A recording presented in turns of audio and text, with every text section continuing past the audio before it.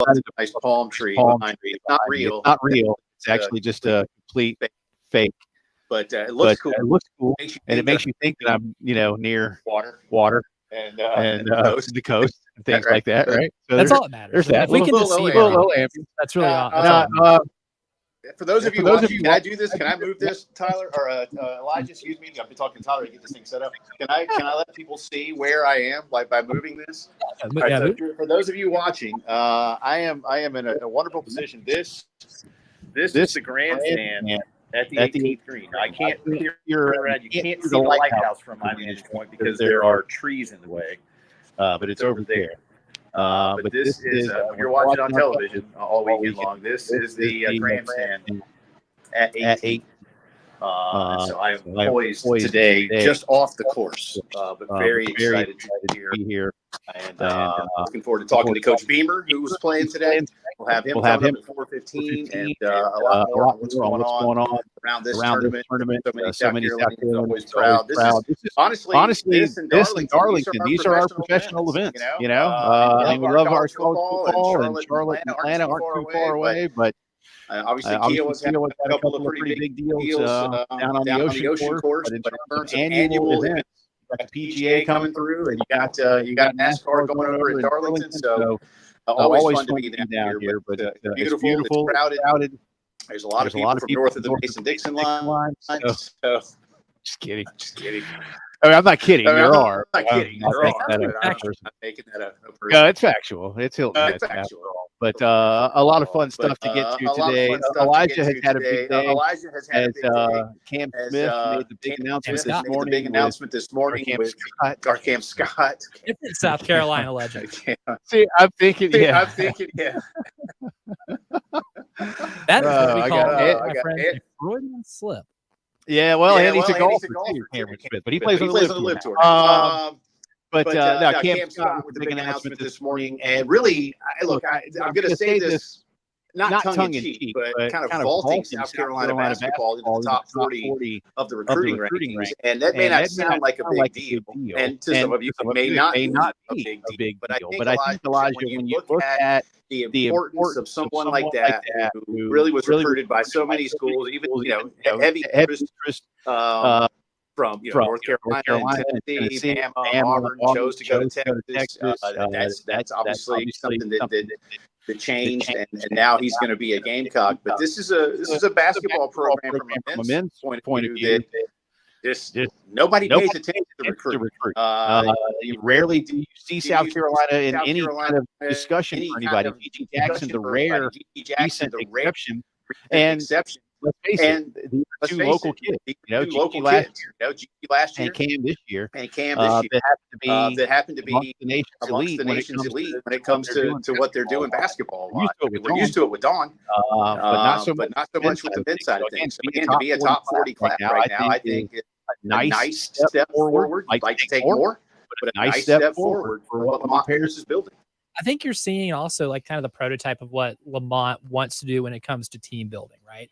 He didn't have a top 40 class going into last year. Didn't need it. He needed one impact freshman to really play big time minutes off the bench with Colin Murray-Boyles. And he filled in a lot of roster spots with transfer portal additions. And they're still in on a couple of guys that I think I think if they land can be really, really helpful. They missed out on JP Pegues from Furman. And I know that was, he was a highly coveted recruit, a guy that I've watched play his entire time at Furman, saw him play in high school ball in Nashville. But I think that's the type of player you're going to want is, a point guard. But you got a lot of guys coming back too this year that have already played a year or two, or in, Jacoby Wright's instance, this will be his third year under Lamont Paris. So they get the culture, they get the foundation of what Lamont has been trying to lay the last couple of years with this program. And I think that's kind of, how he's wanting to build these teams with veteran leadership mixed in with a couple of younger guys who can come in and contribute, and that's where I think what we're going to see from Cam is Cam's going to be able to come in and contribute in a type of role that Colin Murray-Boyles did in terms of being a freshman and having, a good amount of responsibility placed on him to be able to contribute right away. I think this, and we're going to talk about it a little bit. I know you've done some digging into what this roster and lineup can look like, and how these guys fit in, what the newcomers do, and Carolina. I think you and I were talking about this in our show prep meeting. You're still in the portal. Obviously, more than likely a one, and maybe a five. I don't know how many slots. I think Lamont might only have two slots, if I'm not mistaken. And you definitely need a one. Do you go get that minded, big down low? You go get a hybrid kind of player, somebody who was maybe more like a BJ Mack, that was more offensive minded, and then Josh Gray came in at times to spell BJ from a defensive point of view. Josh didn't add the offense. It'll be interesting to see, but certainly I think you've got to add a one. That's got to be the top priority, correct? Oh, absolutely. And here's the thing with the role that Talon played last season is that he was able to, set your place, pay your pace, about as well as any point guard in the country could. Never rattled, somebody who you can trust to be able to facilitate the actions you want to run on and off ball. And, there is a guy that it's in the portal right now that was a 4-year player at Mount St. Mary's, Dakota LaFew, who I think, after watching some of the tape, I think he can do a lot of the things that would be required in this offense. He's good to pick and roll, even though, Lamont doesn't set a ton of ball screens, not necessarily something that he loves to do offensively. But this guy's a point guard who can shoot really well off the catch and off the drive, and is able to, use his bounce to get into the lane and facilitate. He's top 230 in the country in assist rate.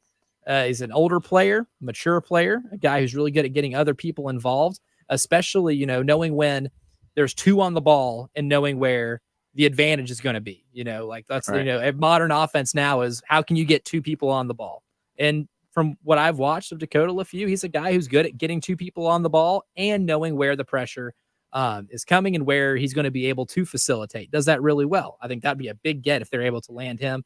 And I did read, Wes Mitchell did a really good job reporting, that there was some interest mutually between the two. So hopefully they're able to land him. And if they do, then you're in a really good spot right now. But say you do land a transfer portal point guard, that puts you at about 11 players on the roster right now. So you're looking at a pretty set lineup coming into next season. That's looking pretty solid. Yeah. And we'll have a little bit more of that. Elijah got to speak one-on-one with Cam Scott earlier today. We'll do that for you and let you a little bit of what he had to say this morning as well on the early game. Bill and Preston and Jen. Again, Coach Beamer going to join us in about an hour. He and Lamont, speaking to Lamont Paris, we're down here today, so we'll talk a lot of golf with Shane. Into some football for you. Don't hesitate on that. And a lot of baseball last night. Citadel. I just heard Terry and Tyler. Look, at this point, I know that some fans will want to qualify wins. I understand. This team right now is trying to figure just a couple of more things out before the big final push into the season. You just need to win the baseball. Don't worry about how it looks. Ask yourself one question at the end of it. And I understand that sometimes when you think, you had a one-run game against Citadel, they're not any good. What does that mean when we play Arkansas? Well, I don't know yet, but I know this. You've beaten the number one team in the country. Yes, only 1 out of 3, but you beat them. Yes, you took 2 of 3 at Florida. You took 2 of 3 at North Carolina, who's very good by 1 North Carolina, who's very good by 1 winning. You're winning your one-run games of late, by and large, and be something to build upon. Will Tippett continue to play well. He had another home run last night. That's 2 in the last 4 games. His bat is absolutely. Yeah, his bat is bad. As we talked about with Coach Kingston and with Stuart Lake, Will is going to focus only on being a right-handed hitter at this point on in the season. There may be a time when it comes back around to him switch hitting, but he's a natural right-handed hitter. As Stuart told us yesterday too, Elijah, typically a lot of guys that become switch hitters that are right-handed throwers might be more naturally inclined to hit left-handed, and then they have an easier transition to hitting right. Will is a guy who's a natural righty and learned how to hit left, but that wasn't working because he was facing so much right-handed pitching. And as Stuart said, we've all talked about, you're going to see more right-handed pitching. That's humanity. That's not the sport. That's just so many more people are right-handed. Period. This is working. Now let's see how long. And if it cools off or if it steadies off, but if he can get it. If he could get his bat, considering that he was hitting 065 going into the Florida game in conference play. If he could get his conference numbers up to slightly above 200, and everything else remains somewhat, manageable and level with this baseball team, and you want other people to improve too, Elijah, then you got something. And I know that sounds odd to say. 200, Jay? Are you serious? But I will be serious if you're hitting 065. Yeah, that's the thing. I mean, you got to be able to be a threat to get on base, right? And I think that's one thing that he's starting to do the last few games is he's finally become a threat to be on base. And look, especially if you're going to lead off with, Cole Messina and you experiment with some of your better hitters at the top of the lineup, those guys are going to get on. And those guys also are good RBI players. Cole Messina's a good hitter in terms of bringing guys home that are that are on base. And if you're not on base, he can't bring you home. I mean, it's pretty self-explanatory. But for him to be a threat, to be able to get in a hit and make sure you have to pitch him a little differently is a huge plus. You need competence at the end of the lineup. That's really it. I mean, no one's asking whoever your 8 or 9 hole hitter is to be Ichiro, right? Or Barry Bonds. No one's asking you to do this. But you got to be able to be a threat to get on base. And when you're on base, be able to run the base pass well and be able to make sure that you can get home if someone puts a ball in play ahead of you at the top of the lineup. And that's really where South Carolina is at right now. And if he's hitting the way he has here recently, he's going to strengthen at least the greater amount of this team. And you see them winning one-run games right now. You're going to be able to win a lot more one-run games if you're just getting that little bit of extra improvement from everybody up and down the lineup. I agree. By the way, Barry Bonds went to Arizona State, but Ichiro didn't go to college in Japan. So could he come back to college?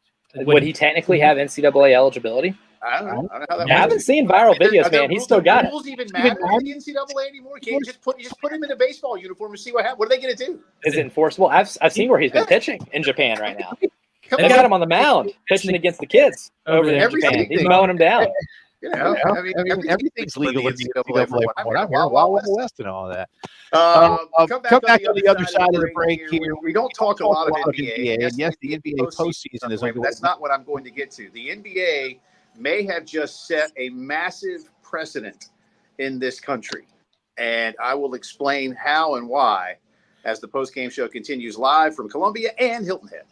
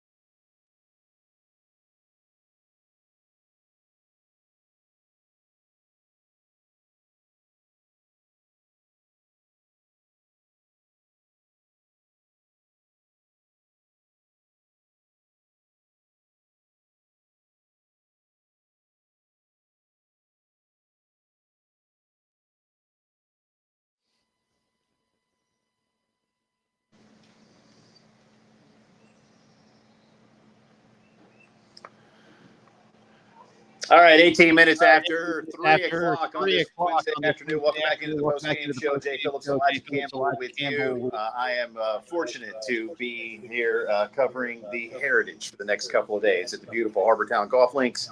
Elijah back in studio in Columbia. Shane Bieber joining us in an hour. He and Lamont Paris, part of the Pro-Am today. Several golfers going back and forth for some practice rounds. I am positioned on the other side of the grandstand from the 18th green. I heard people clapping. There's not a lot of people over there right now. So, of course, it's not the tournament hasn't started. That's tomorrow morning. But looking forward to that. But nice being down here where it's beautiful, a little breezy off the Calabogie Sound, Elijah. And again, I've got 74 degrees on Hilton Head Island. So not a nice coastal breeze there. Not a bad day's work. The NBA today has banned the Raptors' Jonte Porter from the league after their investigation revealed that he did indeed disclose confidential information to bettors, that he limited his own participation in at least one game while with Toronto, and that he bet on NBA games while playing in the G League.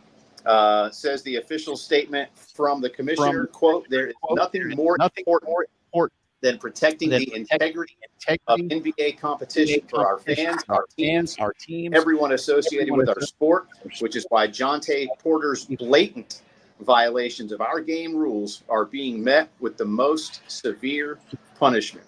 The investigation remains open on this ban. They are sharing their information with federal law enforcement authorities. According to this report from Adrian Wojnarowski and David Purdom, Woj, of course, covers the NBA. Purdom is ESPN's top sports betting reporter. They say that they have reached out to the Department of Justice and to the FBI for comment, have not gotten anything back at this point in time. The NBA investigation found that Porter revealed information about his own health to a known sports bettor ahead of a game in March against Sacramento. Another bettor with information that privy to the information placed an $80,000 same game parlay that featured unders on Porter's stats and went on to win $1.1 million because of it, according to the NBA. Porter played 3 minutes before leaving the game with what was described as an illness. The bet placed DraftKings was not paid off. The league also found that Jonte Porter placed at least 13 bets on NBA games using an associate's account, ranging from $15 to $22,000, with more than $54,000 bet in total.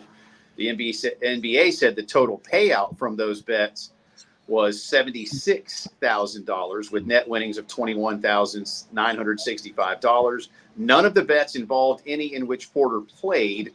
3 of them were parlays, including one on a bet for the Raptors to lose. All 3 of those bets actually lost, according to the NBA. This goes on to talk about some of the other things that he was dealing with. And you and I we talked about this story a few weeks ago when he was, I guess, suspended from activity, Elijah. The reason I said going into the break about this is that they're setting a precedent. This is going to become a thing. Jonte Porter, unfortunately, in my opinion, will not be the first or last that is going to face this. There are, and I'm not trying to name names or cast dispersions.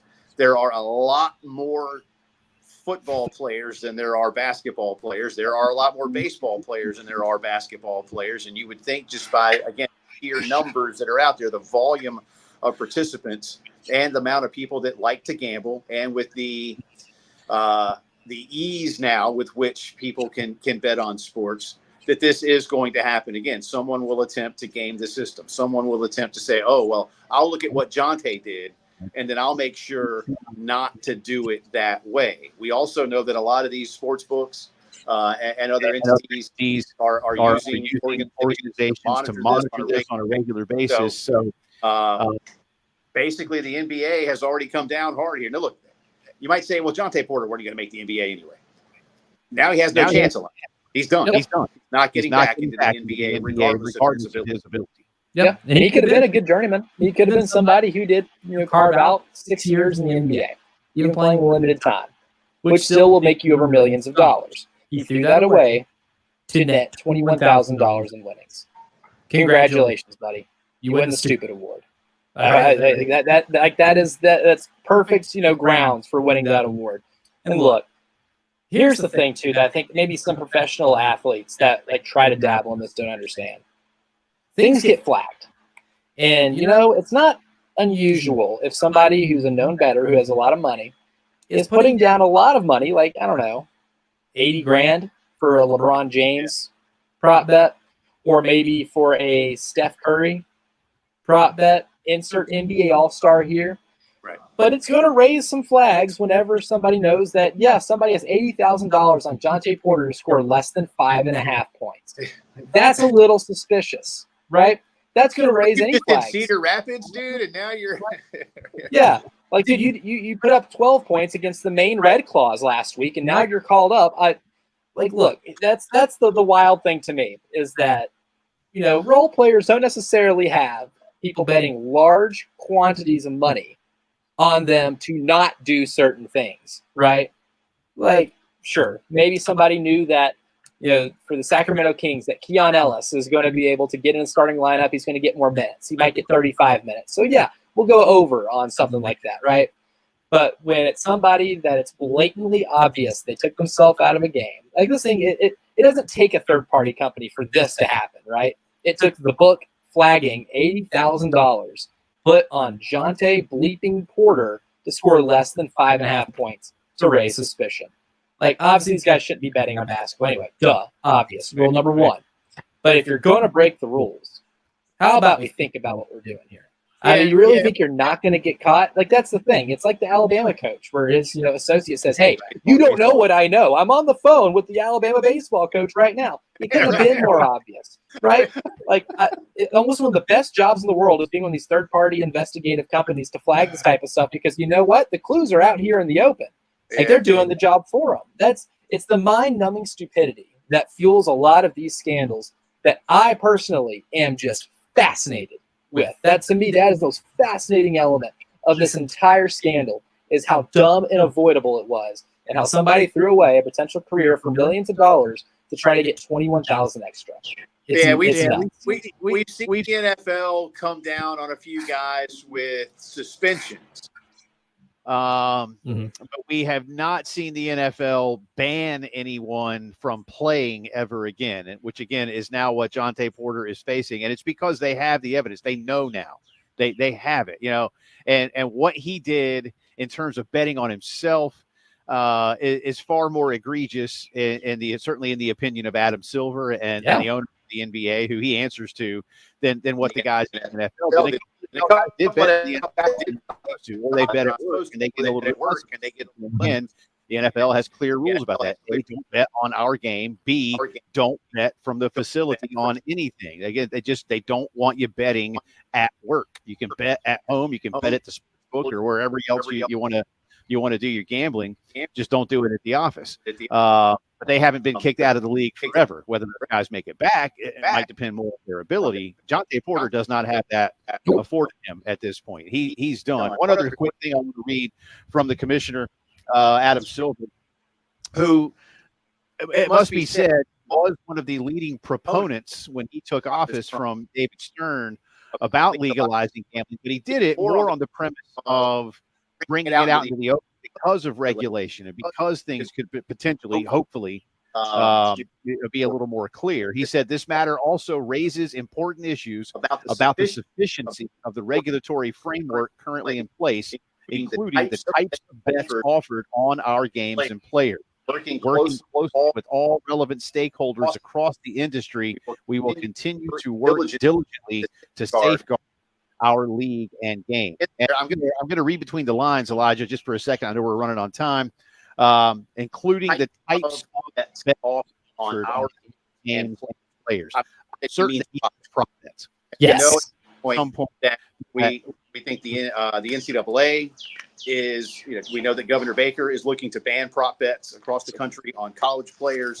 While Adam Silver doesn't say that, you've got to believe that because a guy can affect his own play and then lead to something like this, that if you don't have that as a potential outcome, maybe that's better. I'll be curious to see if the NBA starts to push the same way the NCAA has when it comes to props. Yeah, I mean, here's the thing. I don't think they would, because they've done it for a long time, and it's hard to put that that toothpaste back in the tube. Right. But I think at this point now, this is such a harsh punishment, to the point where it's like, look, if you're going to be dumb enough to do it, we're going to be able to find you. And I think that's really that's the big thing here. And there's a lot of these companies that fuel a lot of money into these pro sports leagues that make decent money on prop bets and at the pro sports level. So I don't think that'll go away, but it'll be heavily discouraged.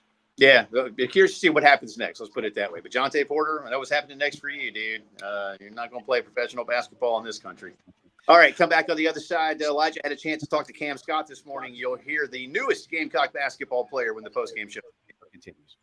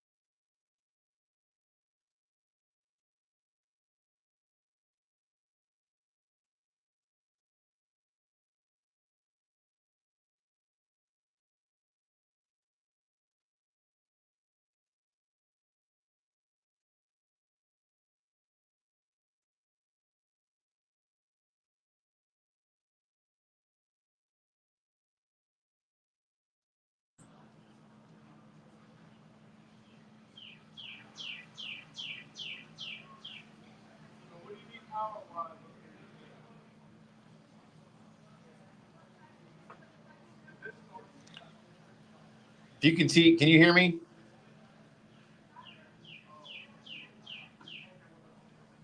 Hang on.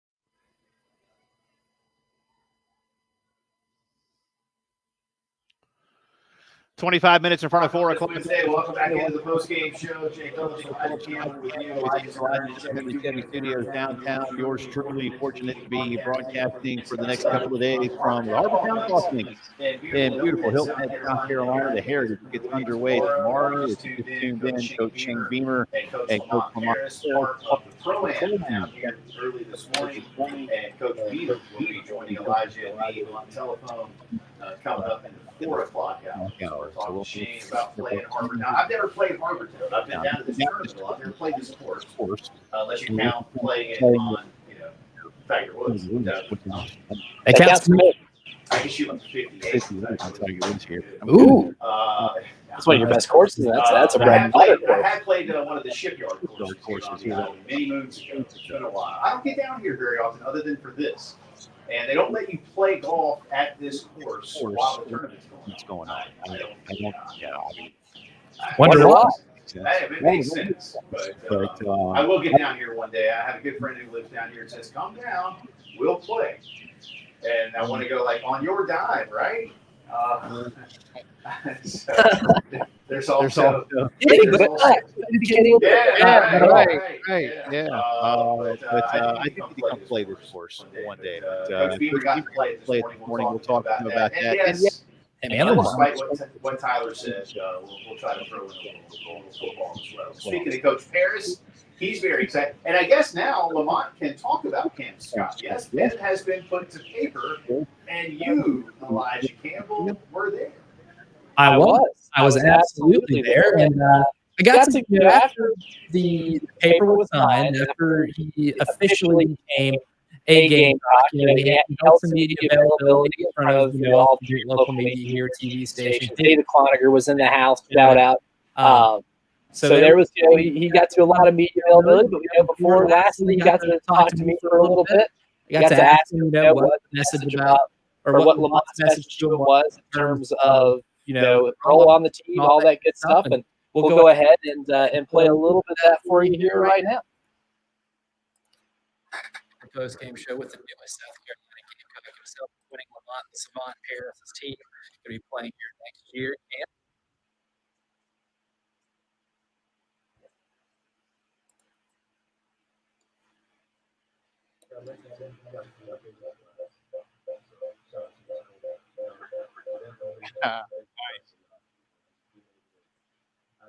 What was her name? I couldn't catch it.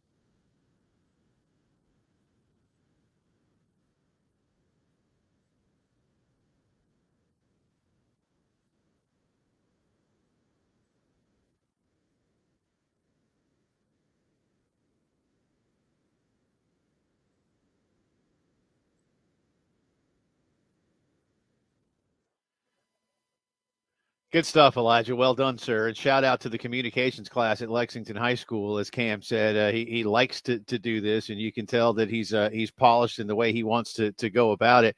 You tell Elijah, this is your wheelhouse, man. An exciting player. Yes, you mentioned. We've seen what Colin does, and you and I talked about both Colin and Zach at times as likening them to midfielders in soccer. They're great in all three phases. They can get down low and get some things done for you scoring wise. They facilitate through transition. They can defend. Where does Cam Scott fit in with what we're talking about when you look at some of those guys that are not only local but very versatile in how they help the game? I think you're going to be able to see someone who can fill in the role that Beach played a little bit. In terms of being the guard who, when you need a bucket, you can rely on somebody to get it for you, right? He was really good. In clutch moments for Lexington this past year, he's really going to put the ball on the floor and be able to create his own shot. And I love his shooting form, right? This summer I got to watch him a whole lot during the UIBL circuit. And one thing that I really loved watching was watching him shoot in transition. Now, while South Carolina doesn't play a ton of up-tempo offense in terms of 7 seconds or less, Phoenix Suns type stuff, they do kind of like methodically run an offense in the half court. They don't shy away from shooting in transition. He's a really good transition three-point shooter. He's a very willing passer, so he does put the ball on the floor. I think what's going to come with time will be his ability to find other open players, open cutters. Putting him with somebody on the floor like Zach Davis, who cuts really well without the ball. If he's able to put the ball on the floor, Cam is, and he attracts extra attention. What's going to come in his game will be him being able to find those type of cutters because he is such a willing passer. And I think getting that college coach is going to help out a lot too, and getting those college reps, getting adjusted to the speed of the game is going to be really helpful. But I think his biggest attribute he's going to be able to give this team is his ability to score. You have a lot of good players in this roster right now who maybe don't have that explosive type scoring, explosive type athleticism. Outside of Colin, maybe, but you definitely have that in Cam. I mean, earlier last summer, and around like June during the South Carolina Live team camp, he did put up 32 points against a great collegiate team that ended up winning a state title. And did those 40-minute running clock. If you want an example, as to what type of explosive scoring and scoring ability he has, there's the best example right there. Can confirm that was something that happened. And he did it against really good defenders too. So I think that's going to be the biggest thing that he adds to the South Carolina team and what he makes them better at right away. Yeah. I got one more I want to ask you, and then we got to hit a timeout here, talking a lot more about Cam Scott's commitment and signing today with South Carolina basketball. Terrific local product. Will now be a part of Lamont Paris's roster moving forward. And again, Shea Beaver coming up in about a half hour, but more on Cam Scott as the post-game show continues.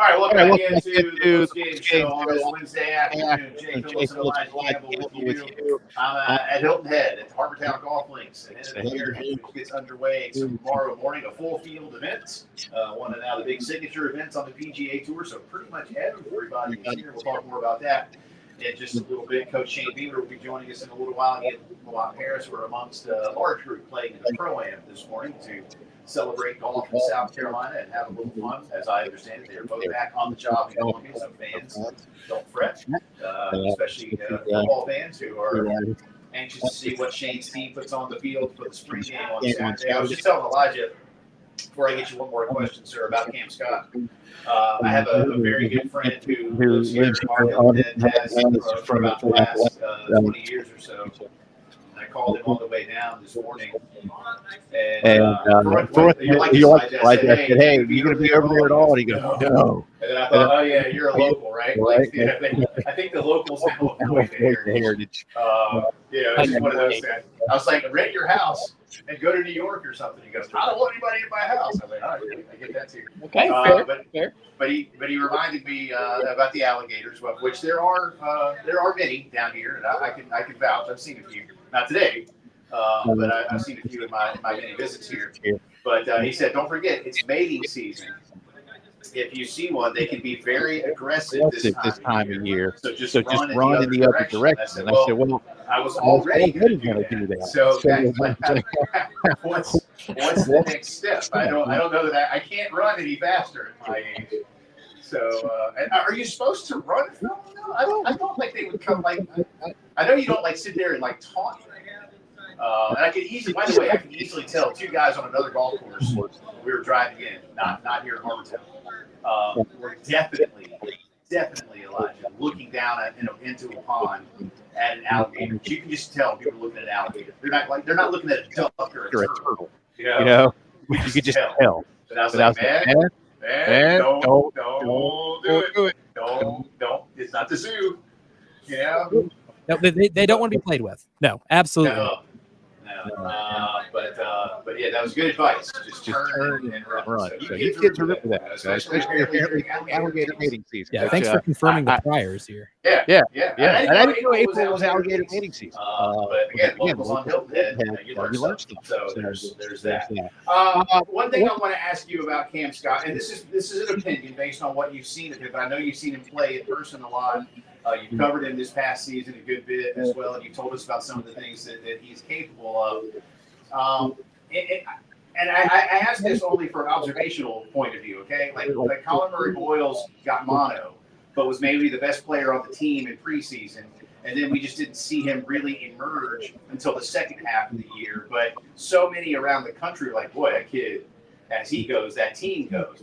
How good can Cam Scott, in your opinion, be? And I'm not trying to put it on him, right? That's not where I'm going with this, Elijah. But how good can he be as a freshman, based on what you know of his play and what this roster already has?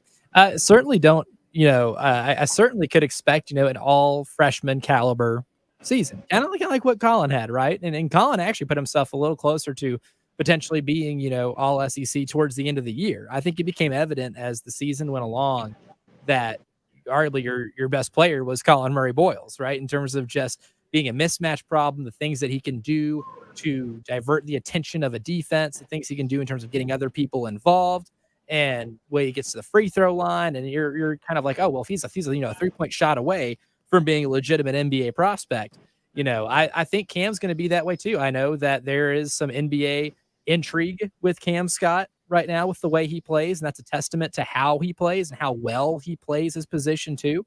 I think there's a chance that he could end up being a leading scorer because he does have that spurt ability. Again, I watched a game this past summer where he drops 32 against a state championship basketball team in a 40-minute running clock game.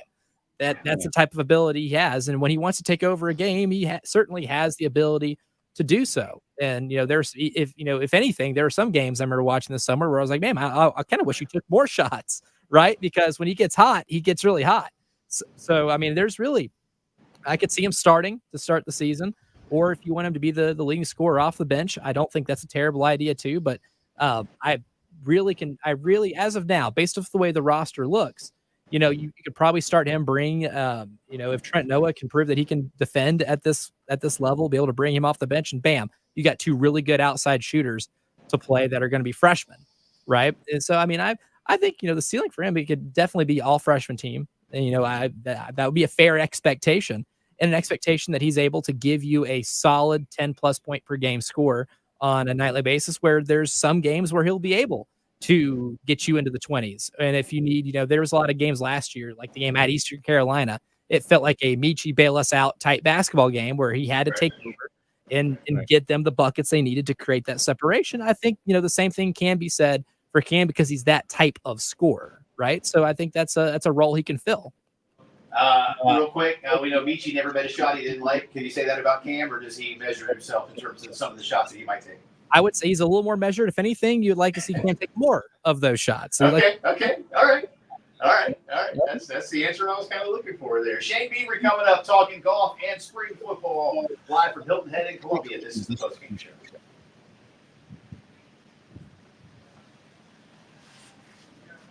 Yep.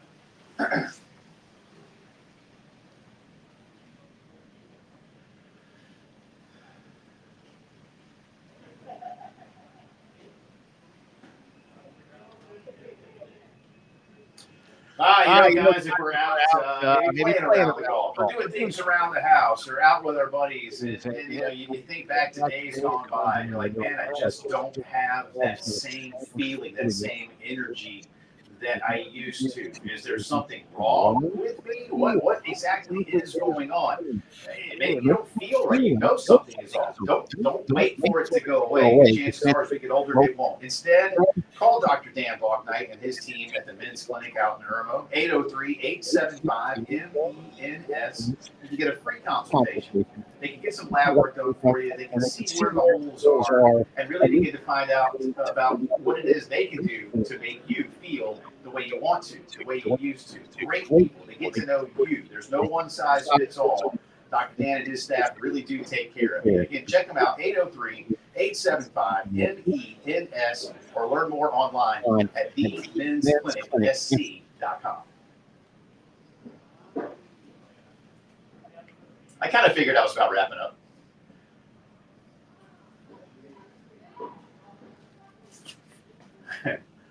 All right, I'm going to step away real fast and hit the head. And not that you needed to know that. And then I will put my phone back up and we'll go from there. I'll be right back.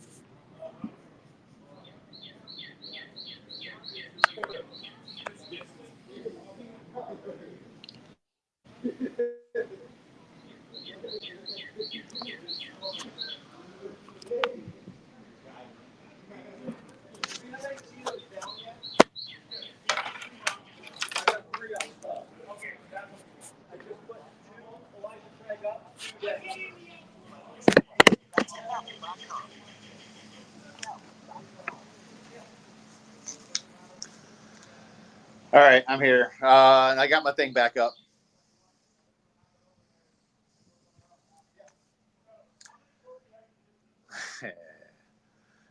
But I only got my phone back up to 48. So now, if I put it on low power mode and it goes dark, is this still going to be active, but I just won't see it as well? All right. Well, let's do that then. Hang on. Hey Siri, put on low power mode.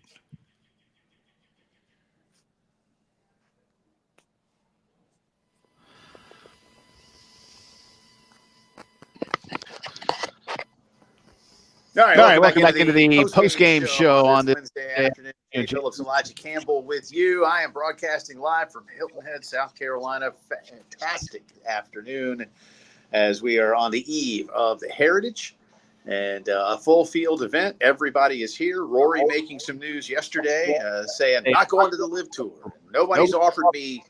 I think the number in England was somewhere along. I know he's Northern Irish, but the paper in London had 750 million pounds, which translates to around $800+ million.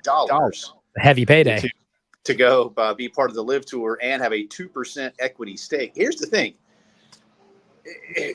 they're gonna merge back soon. It's all gonna come back together. Everybody's working on that. Exactly what it looks like, we don't know. And I will admit, as a big golf fan, I'm frustrated by the fact that it's taking longer than it felt like the leaders last year told us it was gonna.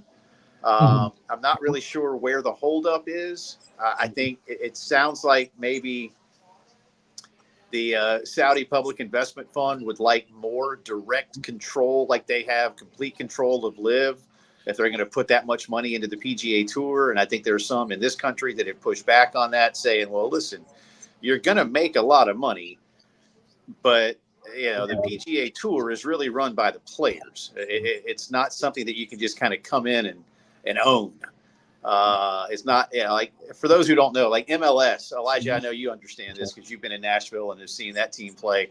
MLS is sort of, you kind of buy into the league. You do own your team per se, but it's not like the NFL or Major League Baseball where you're sort of, it's just different. And the PGA Tour is just different. It's hard to explain here in a quick way, but I would like to see these guys get it going again. But that being said, this event here tomorrow and through the weekend is now one of the signature events on tour. So there was a time not too long ago, as many of you remember, where maybe the biggest names in golf didn't play this event.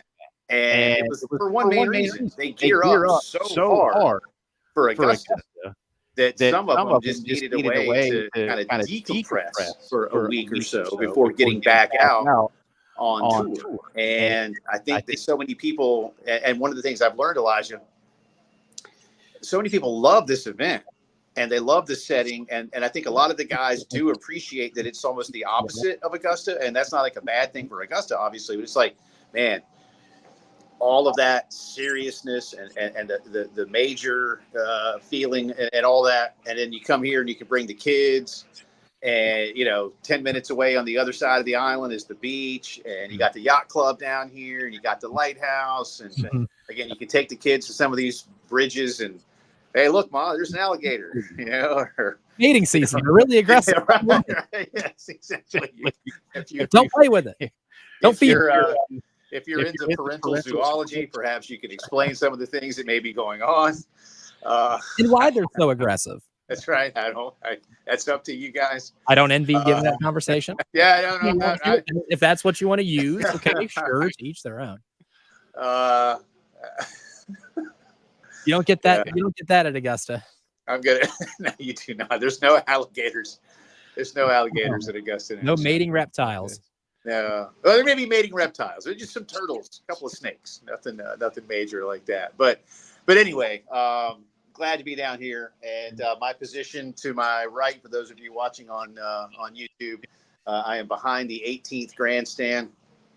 My vantage point does not let me see the famed Harbortown Lighthouse, but I know it's there, Elijah. I know it's there. You can't confirm it. Yeah, if you see, I'm doing this. It's right behind me over there and around that corner. That's where it is. So I'll go look at it again in just a minute. But the 18th green is about, I'm going to go 40 yards to my right and on the other side of the grandstand. So very fortunate to be here for the next couple of, now tomorrow we'll hear some things. So you'll get, we call it in the business nat sound, whether it's TV or radio.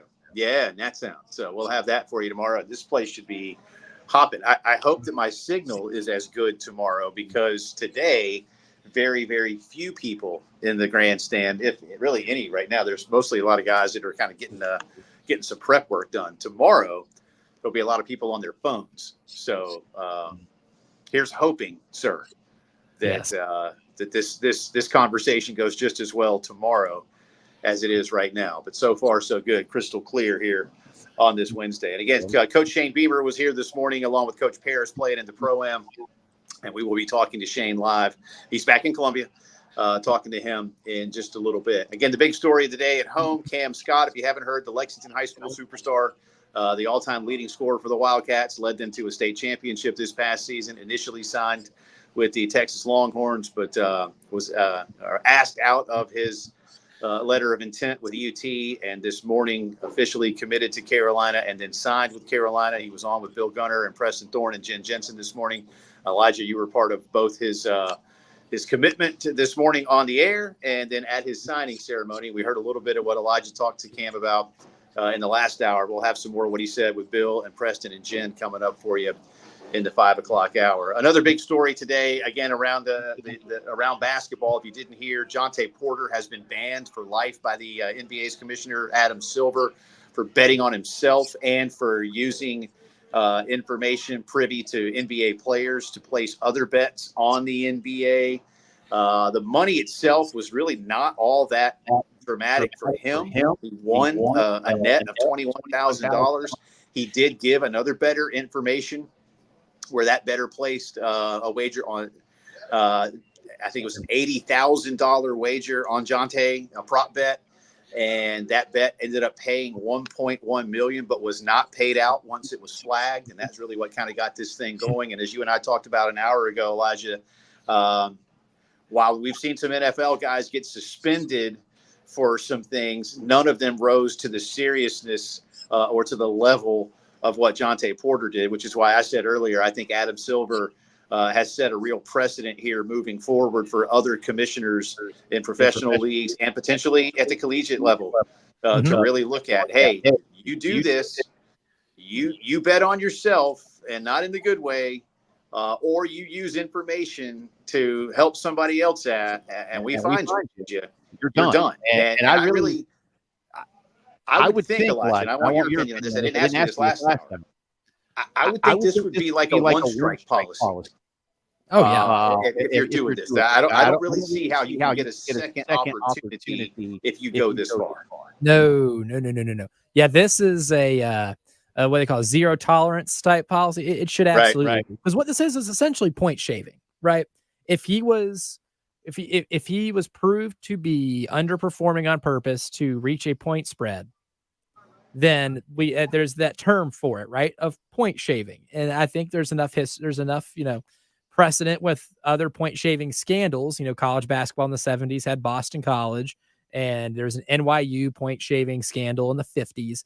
Like there's enough, precedent to be able to say, hey, yeah, point shaving is an automatic ban and you receive the harshest punishment possible because you completely mess and ruin the integrity of the game that you're playing in. This is kind of similar, for the purposes of betting, he underperformed. He took himself out of games because of a quote unquote illness. And he's not really in a position where we can take his word for it, right? Like he can say he had a little bit of a tummy ache, but we really don't have to take him for his word because it was proven that, a certain bettor that he communicated with put down a great deal of money to win over $1.1 million because Jonte Porter didn't score over 5.5 points in a basketball game. And after 3 minutes, when you take yourself out, that's it becomes pretty evident, right? I mean, we can put 2 and 2 together here. So at this point, this is, for all intents and purposes, point shaving. And that should be across the board. I don't care if you are a professional basketball, baseball, football, badminton player. If you're point shaving, there is no place for you in the game. And that's the thing too, because not only are you messing with the league's credibility, their partners which of course, if you watch, any professional sport now, all advertised by FanDuel, DraftKings, insert sportsbook here, BetMGM. You see all the Jamie Foxx commercials for BetMGM. They invest a ton of money into these leagues. And you know who loses when players point shave or give away insider information? The sports books. And you know what? They don't call it Caesar's Hut. It's Caesar's Palace because they make a lot of money because they're good at this, right? And they're going to know if somebody else has an edge over them. And they're not going to be very happy with the league, their partner, if it turns out the integrity of the entire thing is getting messed with. So now you're looking at it on multiple fronts from the health of the game standpoint and from a business standpoint. You don't want to mess with those business partners because the NBA, NFL, NHL, everything, MLB getting a ton of money from these, from these sports books to be able to put together certain content and be able to put together certain events. So, I mean, from two different angles, this becomes a zero tolerance thing. And yeah, Jonte Porter became the first player to get the harshest example possible. I'm sure Kayshon Boutte might actually end up getting the same type of punishment now that this one's been levied because he clearly bet on himself and not in a good motivational speaker type of way. He clearly has done that at the college ranks. So you know what? I wouldn't be surprised to see Roger Goodell follow the lead and make sure that guy never plays another snap in the NFL or gets signed by another NFL team. Yeah, I think I agree. I think you have to lay down the law hard and quickly and decisively and send that message. Because as I said, I unfortunately I do not believe this will be the last one of these we hear about. Somebody will think, "Oh, I just won't be as sloppy about it. I won't be as lazy brazen about it." You always think you can. Yeah. But like you said, again, and you made the great point in the last hour about the Alabama baseball coach, Brad Bohannon, who called a buddy. It's like you're in Ohio at a Major League Baseball park's sportsbook window, placing a bet on a Southeastern Conference baseball game. Really? Why? And it got flagged right away because it was so out of the ordinary. And again, like you said, if somebody places an $80,000 bet on LeBron James over under points or Steph Curry or KD or whomever. Yeah. Okay. Sure. Someone with deep pockets is just having fun. Yeah. Yeah. But a two-way journeyman who again, was just playing, what'd you say? Against Maine.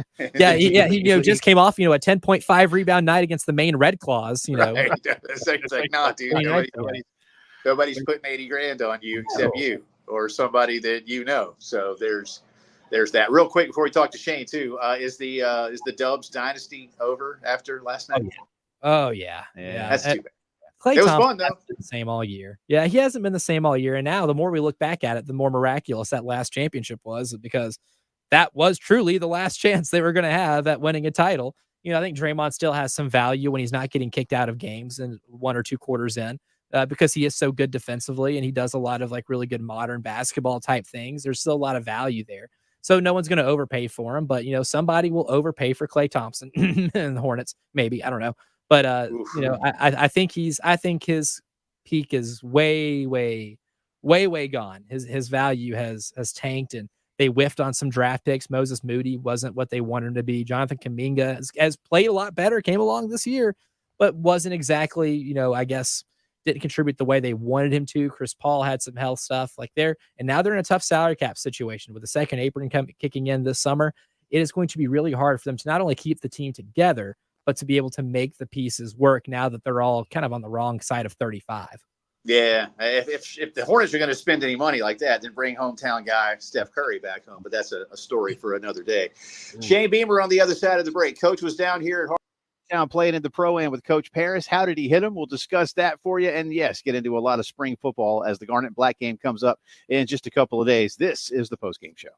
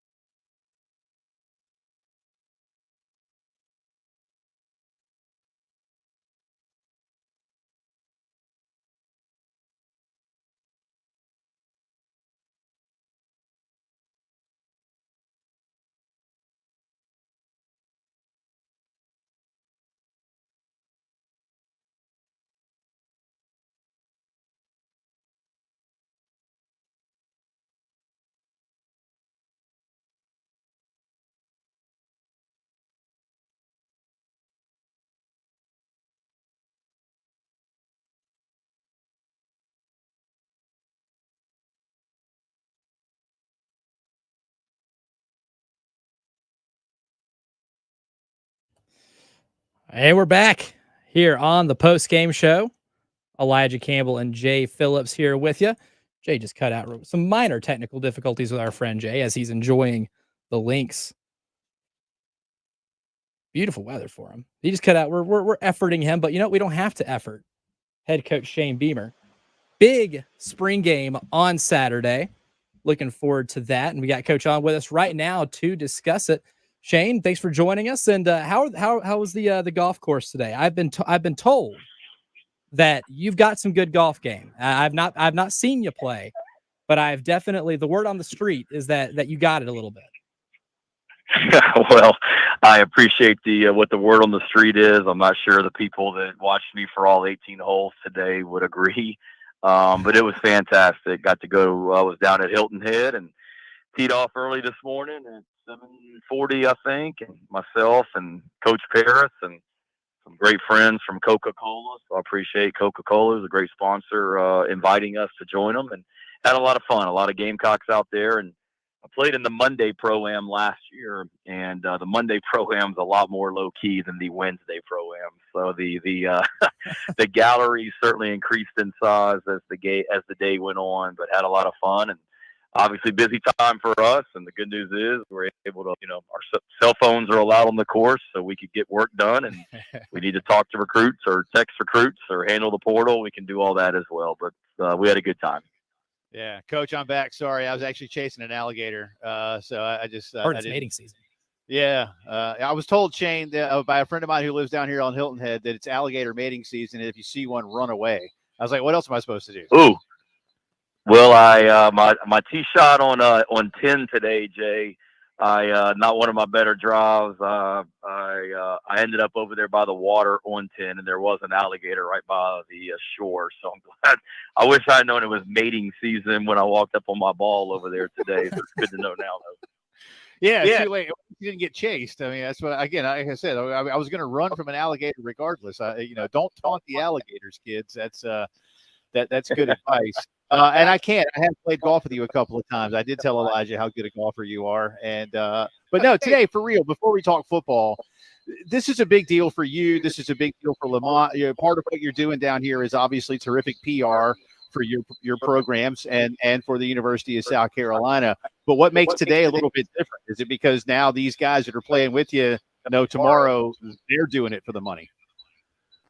Yeah, no, it's a neat experience in so many ways. Like I know how important the tournament is to the state of South Carolina and what a big deal it is. And it was when I was an assistant coach here previously, Jay, and it still is. And they do an awesome job down there. What a great venue and what a great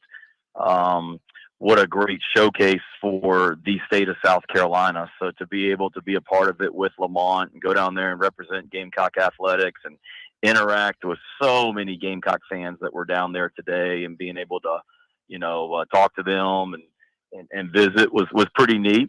And then for me as a golf fan, it was just pretty cool to be able to, the way they do it today, you play 9 holes with one pro, and then after 9, he's done, and he doesn't have to watch the AMs anymore, and we pick up another pro. So we played with 2 pros today, and that was great. And it's neat for me, just, they're professionals and the best in the world at what they do, and just being able to pick their brain, myself as a coach, being able to pick their brain on, their process and their mindset on how they do things and how they prepare for competition.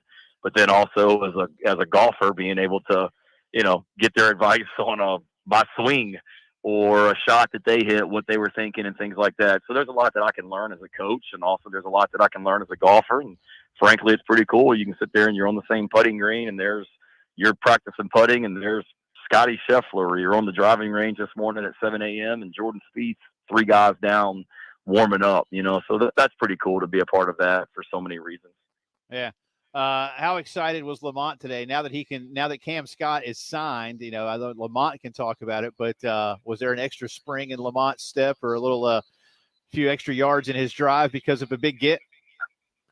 There was, I saw that about, so he is signed, so I can talk about it then. I'm not. Yes, he's signed. Elijah, make certain here for Shane that he is signed. Yes.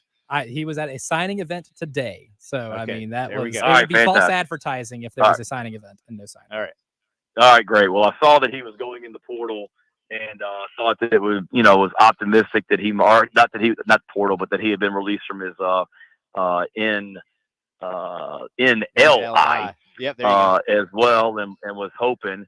And then Lamont, I got down to Hilton Head. We had practice yesterday, and then worked all day in Columbia. So got down to Hilton Head late last night, and was talking to Lamont, and he was talking about how he had a big recruit he thought he was going to be able to get, and that when we got done playing today, I'm back in Columbia now, but when we got done playing, he had to get right back to Columbia because he had to solidify a recruit that he thought we were going to get.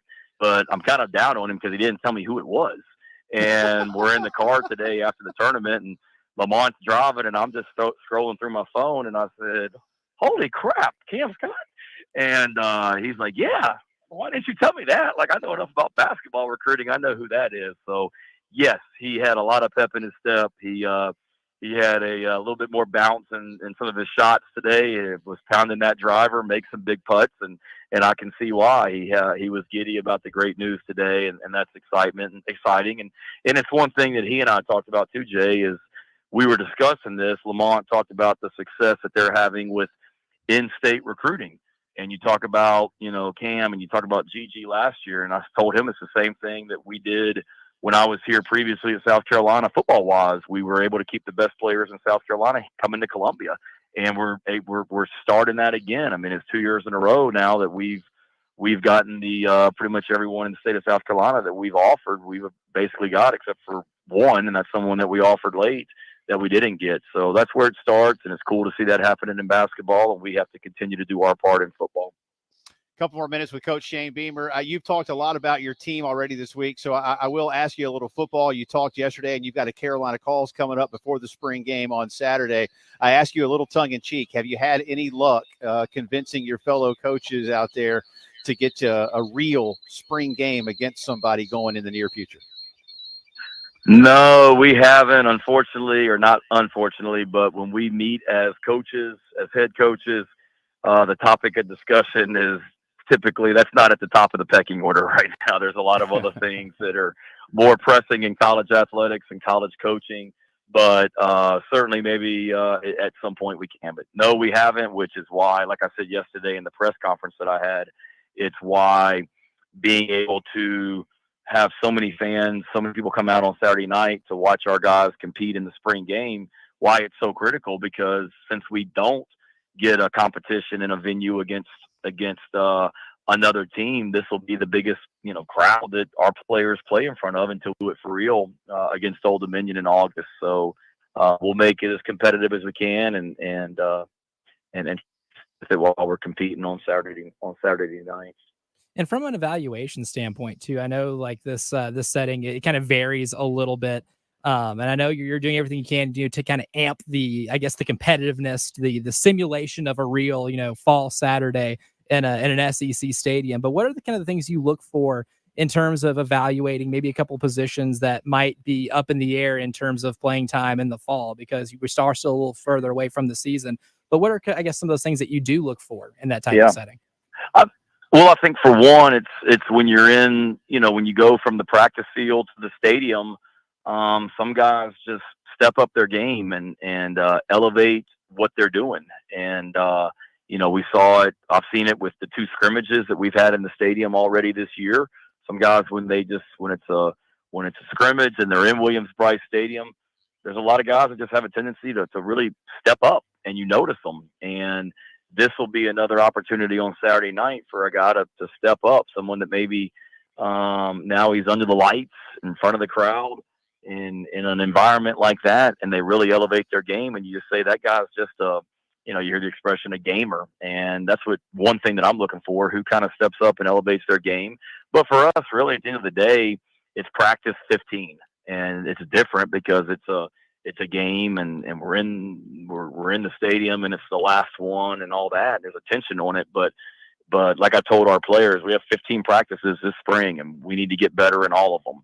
And we need to evaluate. We're going to evaluate in all of them, and every practice she can be competitive. So Saturday night, yes, it's a spring game, but I'm just looking to see, okay, in practice 15, who continues to get better and who takes another step, and and just shows us that they can be the kind of guy that we depend on this year. Yeah, Shane, I know you remember when Coach Spurrier used to say, "Yeah, I want to see how he plays when his girlfriend's in the stands looking at him," so in a scrimmage. So it always seems to help. Hey, thanks for the time. I know you got a really busy week. Glad you had fun down here with Lamont today and representing the university. I know it's a lot of fun, and it's a absolutely beautiful day in Hilton Head. And don't forget that we will have coverage of the spring game if you can't make it out right here on 107.5 The Game. But it should be a nice night in Columbia, too. Appreciate you as always, sir. We'll talk soon. Yep, thanks for having me on. Enjoy Hilton Head. I'm jealous. Thank you, man. I will. Thank you. I promise you. I'll have one for you at some point. That's Coach Shane Beamer. You're listening to the Postgame Show.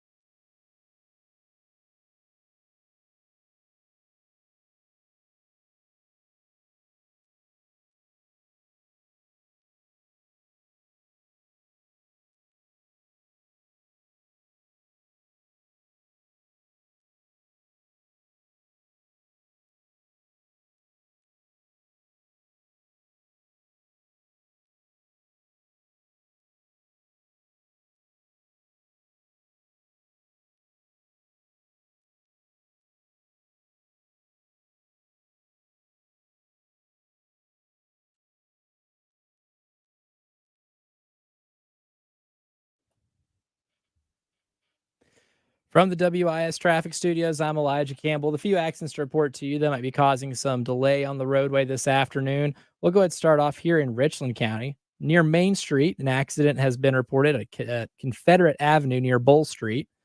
So traffic moving pretty slowly on that part of the downtown area.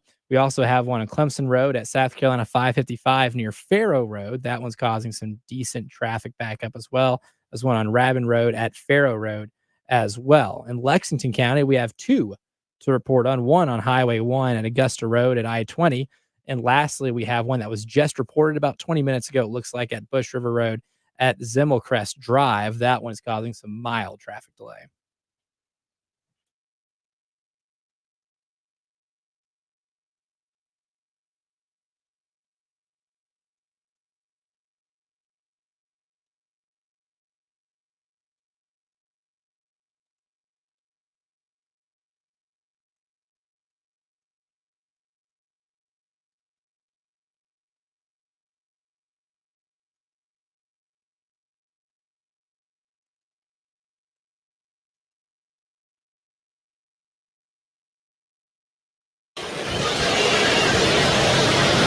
Three-two to Tippett, swinging a deep drive in the air, left field.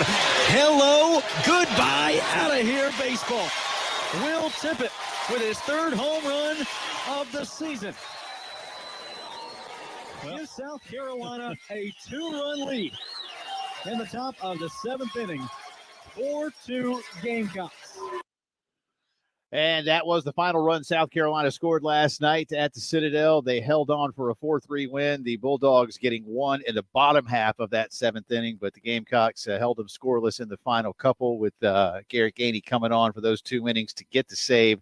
South Carolina improves to 26-11 on the season. The number 2 Arkansas Razorbacks coming to town this weekend. And it's crucial for Will Tippett to feel good about himself in all areas. Had 4 putouts last night as well, or at least 4 assists last night defensively, which obviously shortstops are going to be heavily involved. And that's one of the things we talked about, Elijah, last week, is the need for Will Tippett to feel better about himself at the plate. We've talked with Coach Kingston. We talked with Stuart Lake about what the team was going to be doing here. And of course, Stuart's been a longtime coach and observes what these guys are doing, but he's not switch hitting anymore. He's not hitting left-handed where he's not as strong.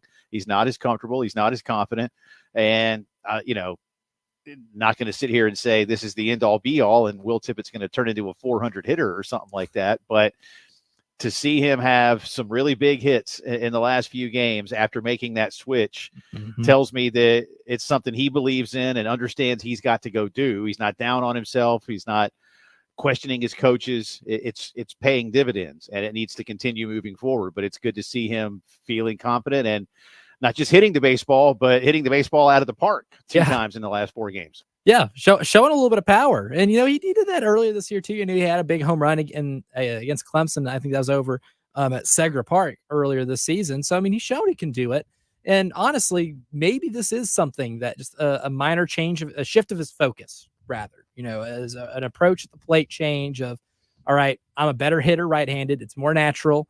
Just get to where he's comfortable. I think when you do get in slumps like that, when you do go, conference play starts and you go 1 for 31 in those games, you're not hitting that because you're comfortable, right? So maybe finding a comfort zone with him where at least can help him exude a little more confidence. It could be all the difference. And it might seem like a small change. And when, Mark described it, when he was talking to us on Monday, it certainly didn't seem like a small change because it feels like that might have unlocked at least an attitude in him where he's going to have a little more comfort at the plate. And I think you're starting to see that now. He was able to beat up on the Citadel last night. He was able to quadruple his hit total in a weekend series in Gainesville. And now we're going to get a really good test to see exactly how he handles, a pitching staff at Arkansas, which is pretty good. A baseball team with Arkansas, that's pretty good. And here's the thing too, like we mentioned in the first hour, Jay, you don't need him to be a 300 plus hitter because he is so good with his glove. He can still be, he can get that improvement and still be valuable just because you're not going to be able to replace his glove at short. I know Lee Ellis has gotten a lot of praise from the coaching staff. I know a lot of people would like to see him, but you can't really, like you say, platoon the shortstop position. You need some real stability there, and a lot of balls go his way. And he's really good at making sure that those plays that usually aren't outs turn into outs. He's one of those few fielders, that turn hits into outs, and you need that in there. And if you can get enough of him at the plate where he's not a liability, where he can get himself on base even just enough to be able to set up, someone like Cole Messina hitting first or whoever it is you end up, putting in the leadoff position, then it's going to bode well for you moving forward. And it just makes you harder to pitch against. Citadel threw a lot of pitchers at South Carolina last night, and I don't know if the Gamecocks ever really got into a big rhythm. By the way, Will Tippett was the only player for the Gamecocks last night to have a multi-hit game. The Citadel had a couple of guys that did. Carolina batters did strike out 11 times last night too, but they never lost the lead. They took a 2-0 lead early with Ethan Petrie providing some spark in the top of the first inning. And again, Carolina goes on to the 4-3 win. And as I mentioned earlier, I know a lot of fans at times want to qualify wins, and I understand that right Human now.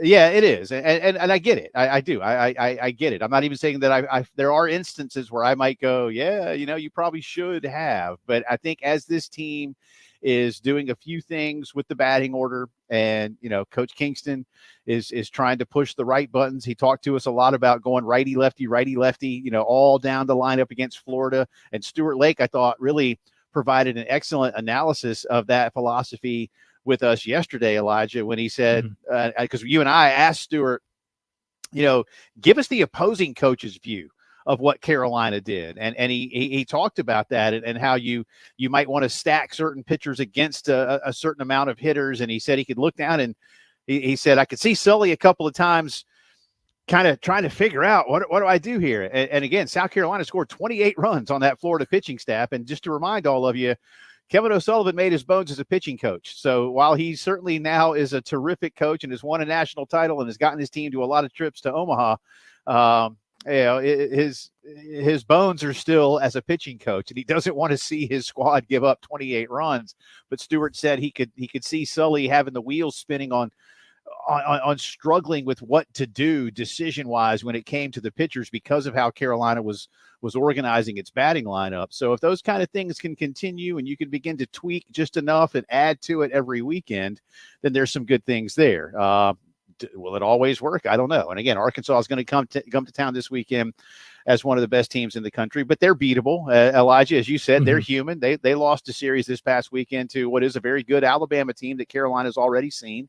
So we'll see. But a good win last night. But most importantly, in my personal opinion, really good to see Will Tippett feeling good about himself at the plate. That can only begin to pay some more positive dividends for South Carolina baseball moving forward. And again, Arkansas in town this weekend, Friday, Saturday, Sunday at Founders Park. By the way, Saturday, so we'll have baseball beginning at 2:45, 3 o'clock first pitch. And for those of you in Columbia, on 107.5 The Game, we'll have the spring game, and the coverage with the guys will begin pretty much immediately after baseball. So it'll just go straight in. So some of you may be headed to the game. The game kicks at 7. So you might get some pregame, or those of you that are going to travel over, the mile or so from Founders Park to Williams-Brice, catch us as soon as the baseball game and the postgame show are done on Saturday, game 2. But we'll have coverage for you as soon as baseball is over. And I think Terry says that he and who else is going to be there? Wes is going to be there. Chris is going to be there. Wes will be on the sideline. Yeah, Wes doing some sidelines, and I think maybe some special things on the sidelines. So you'll want to stay tuned for that as well. But Wes, I've heard the ideas, and they sound good. It's worth tuning in. Well, I think what's going to happen is Wes is going to put on a Travis d'Arnaud jersey and then try and fool as many people as possible into believing that the Braves catcher is doing sideline, because Wes and Travis are eerily resemblant of one another. So there's that. I've never thought, I need to take a look. So, we got the Braves game on here in the studio. I'm going to take a closer look when Travis d'Arnaud comes back up to the plate. I can kind of see it, but I need to look at him again. It's there just a little, Okay. It's not the most uncanny, but it's there a little bit. So but you say they favor each other a little. Yeah. And I'm not the only one. I'm not the only one. What I was really pushing Wes to do, see if Wes can, get in Shane's ear and be like, hey, can I call a play? Like, we should let Wes call a play. That'd be fun. Now that would be good. We should do that. Somebody make that happen. I don't know who. Shane, if you're still listening, Coach, let Wes. But here's the thing. Well, Wes is very trustworthy, but if he had to call the play without letting people know what the play is that was called, right? So like turn the mic down. Turn his mic off completely. Send it back to the play-by-play booth. Yeah. Call the play. Let Wes in the huddle. Yeah. And call the play in the huddle, then get back to his headset and like, all right, guys, you're not going to believe what's about to happen. And then walk us through what's happening. See, this is better than bringing Furman down for the spring game now. Just let Wes call the plays. See, exactly. Or, like, that's a good fundraising idea. If you pay, you can auction off a play call for the spring game. All of it goes to NIL I was just saying, Garnett's a Garnet Trust silent auction item right there, man. That's an idea I gave him for free. Look at that. That could buy you a tight end. I think that could buy you a tight end alone on that fundraising idea. I'm here for it. Let's know what's going on ahead of the first round of the Heritage tomorrow. Yours truly broadcasting live from the Harbortown Golf Links, and Elijah back at Master Control in the Herndon Chevy Studios. This is the Wednesday postgame show.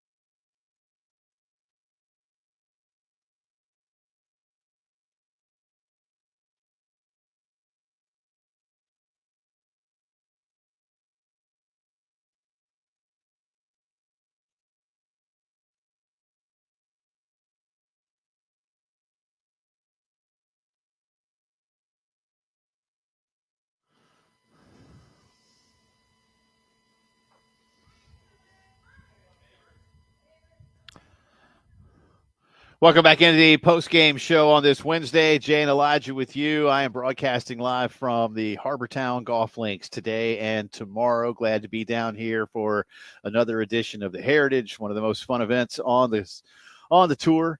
Good to be here. Very fortunate to be not too far from the 18th green, broadcasting the next couple of days near Calabogie Sound and the Lighthouse. And thanks again to Coach Shane Beamer for being with us down here earlier today with Lamont Paris and the Pro-Am. And apparently played well. I don't know if he gave us his score, did he? I don't remember. Didn't hear a score. Didn't hear a score, but he maybe didn't play his best because he was skeptical of the word on the street being that he could play golf. But the word on the street, really, in all actuality, and I didn't disclose this to him, was you. So that you were my my plug on if Shane can golf or not. No, he don't let him fool you. He's very good. He's very good. But we'll come around for you in just a second here. If the PGA Tour's website would cooperate with me, I was trying to give you some of the pairings, but unfortunately, it keeps telling me that something went wrong. So I almost feel like there's somebody over in a tent somewhere not too far from where I am, like messing with their website right now. So I have to come back around to that. In the meantime, though, and yet another example of why you don't mess with Augusta National. A man today charged in federal court in Illinois in the transport of millions of dollars worth of official Masters merchandise and memorabilia stolen, wait for it, from the Augusta National Golf Club. The document filed yesterday in U.S. District Court in Northern Illinois accuses a man named Richard Globinski of transporting the items across state lines to Tampa, quote, knowing the same had been stolen, converted, and taken by fraud. The items were taken from Augusta National beginning in 2009 through 2022. If he is convicted, Globinski would forfeit any property and cash attained from proceeds traced to the stolen items. The AP actually reached out to Mr. Globinski by phone using a number listed in public records. Do they still have that, Elijah? I know they don't have phone books anymore. I guess you can still get somebody's phone number somewhere. I guess I didn't know. I didn't know that was public record. I didn't know you could FOIA request getting somebody's. I don't know. Again, you should just I remember when I was a little kid, like apparently you had to pay extra to not have your number in the phone book. If you wanted an unlisted number, it cost more. So anyway, I don't want to go down that road. Mr. Globinski has an attorney. But that attorney did not also respond to a voicemail from the Associated Press. Augusta National, of course, uses all of those proceeds to continue to run the Masters. In 2017, the company that officially owns Augusta. By the way, for those who don't know this, Augusta National is technically a for-profit business. But they sued to stop a golf memorabilia company from auctioning off a Masters Champions green jacket and other items it said were never supposed to have left the club's grounds. They filed a federal lawsuit against an auction company seeking to stop it from, doesn't say whose jacket it was, as well as 2 green jackets of Augusta National members, silverware, and a belt buckle bearing the Augusta National's map and flag logo. So somebody went into the dining room and is pilfering silverware and a belt buckle. Which golfer do you think it is trying to auction off their jacket? I don't know, but that's what's weird. Phil Mickelson. That's my guess. Just a guess. Speculation. Ouch, guess. Phil's got 3. I don't know how that works. If do you get 3 separate ones? Because if you do, then he's got 2 others, I don't know. Did Phil get a little larger as he won? They want it to fit perfectly. So they got a whole mess up back there for you to try on just in case. I don't know. That would be, God, it's what's the, I know the word I want to say, but I'm not going to say it. So I'm going to say it's very gutsy of a Masters champion. Bold. To because I think you only get to keep the jacket with you for the year, And if I'm not mistaken, and somebody out there correct me if I'm wrong, I believe what happens is you return the jacket after that year that you were the champion, and then the club keeps it for you, and you wear it that week, like champions dinner and around the course and things like that. Like, you're recognized, but they don't become members of the club. And if I'm not mistaken, the only members of the club that were also Masters champions, I think, are Jack Nicklaus and Arnold Palmer. Maybe Gary Player is a member of Augusta National, I think. But most of those guys don't get to become members of the club. And then if you are a member of the club and you're selling somebody your jacket to auction off, like, what are you thinking? What kind of trouble are you in? That's what I want to know. Yeah, well, you're not going to be in the club anymore, right? Oh no, I mean you're auctioning off because you need the money, and that's worth a lot of money. So don't know if it's an uncut gems type situation. Well, I mean, I suppose if you're somebody who's a member of Augusta National and you need the money, then something took a really bad turn for you at some point. To say the least. Well, good luck to this guy. We'll see where he winds up, somewhere under Augusta National at some point in the not too distant future, perhaps. All right, final hour coming up. More of the Cam Scott announcement here on the Postgame Show. But first, there is some important playoff basketball to be played tonight. And there's no better way to get in on that action than with my friends at Prize Picks. Prize Picks is the #1 fantasy sports app with over 3 million active members. To play, all you got to do is pick more or less on 2 to 6 players' stat projections and watch the winnings roll in. You can win up to 100 times your money on Prize Picks with as little as 4 correct picks. My favorite thing about Prize Picks is that if a player gets hurt in the first half and doesn't return for the second half, they're not going to count it as a loss. It's called injury insurance, and Prize Picks does that, a unique feature of the Prize Picks app. And you know what? I want to need that injury insurance tonight because I'm definitely all in on Joel Embiid to go more than 30 points tonight. Guy's been on a scoring tear this year when healthy, so the injury insurance is going to kick in well. Download the app today. Use promo code 1075GAME for a first deposit match up to $100. That's code 1075GAME on Prize Picks for a deposit match up to $100. Pick more, pick less. It's that easy.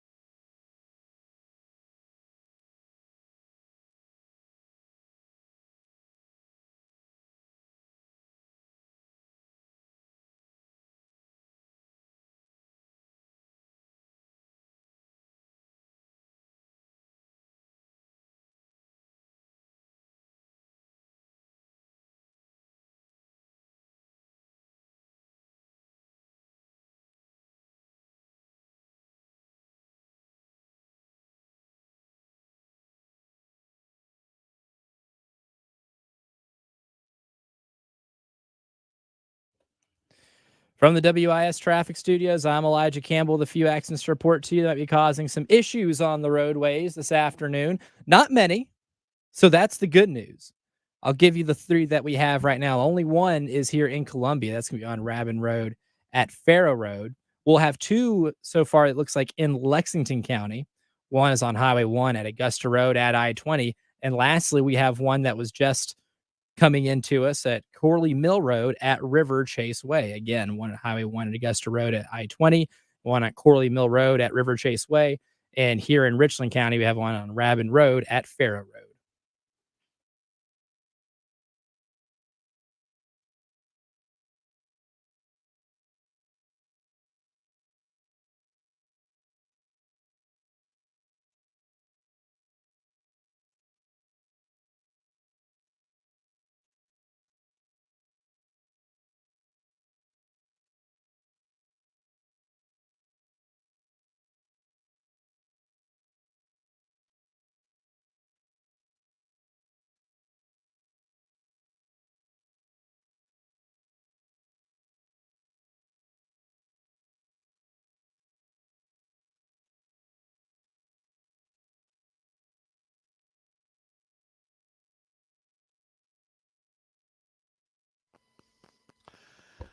And it is 5 o'clock news time on this Wednesday afternoon. Welcome back in. Final hour of the postgame show. Jay Phillips and Elijah Campbell with you. Yours truly broadcasting live today and tomorrow from the Harbortown Golf Links in Hilton Head.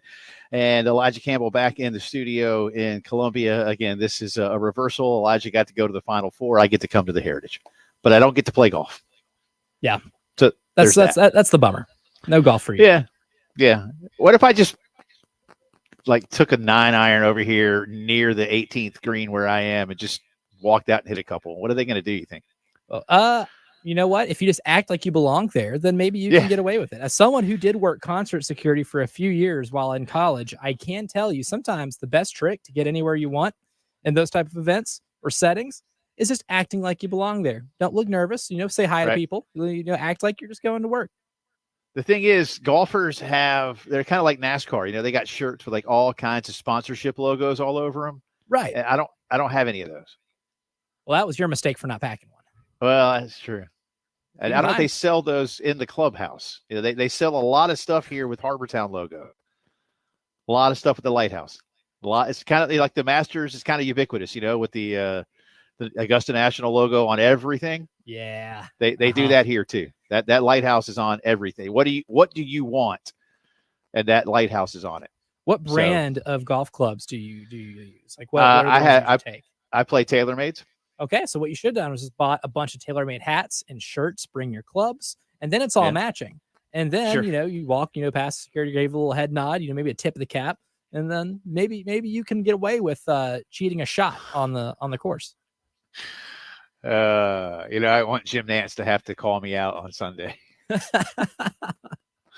And now a vagrant has decided to come onto the course.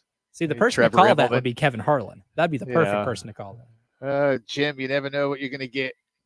I can't do the South African accent. Sorry. Anyway, it is time for the news of the day. And the big news locally back home in Columbia and really across the state for Gamecock fans is the commitment this morning on our radio station, followed by a signing ceremony at Lexington High School. Cam Scott commits to the Gamecock men's basketball program. We'll have a lot of his conversation with Bill Gunner, Preston Thorne, and Jen Jensen from the early game coming up for you during our 5:15 segment. But once again, Elijah, this is a huge deal. Cam had initially committed to and signed with the University of Texas, but asked out here in the last couple of weeks of his national letter of intent. He had obviously not yet enrolled at UT. He was still a student graduating this spring from Lexington. But some things changed, and he had decided he wanted to be closer to home.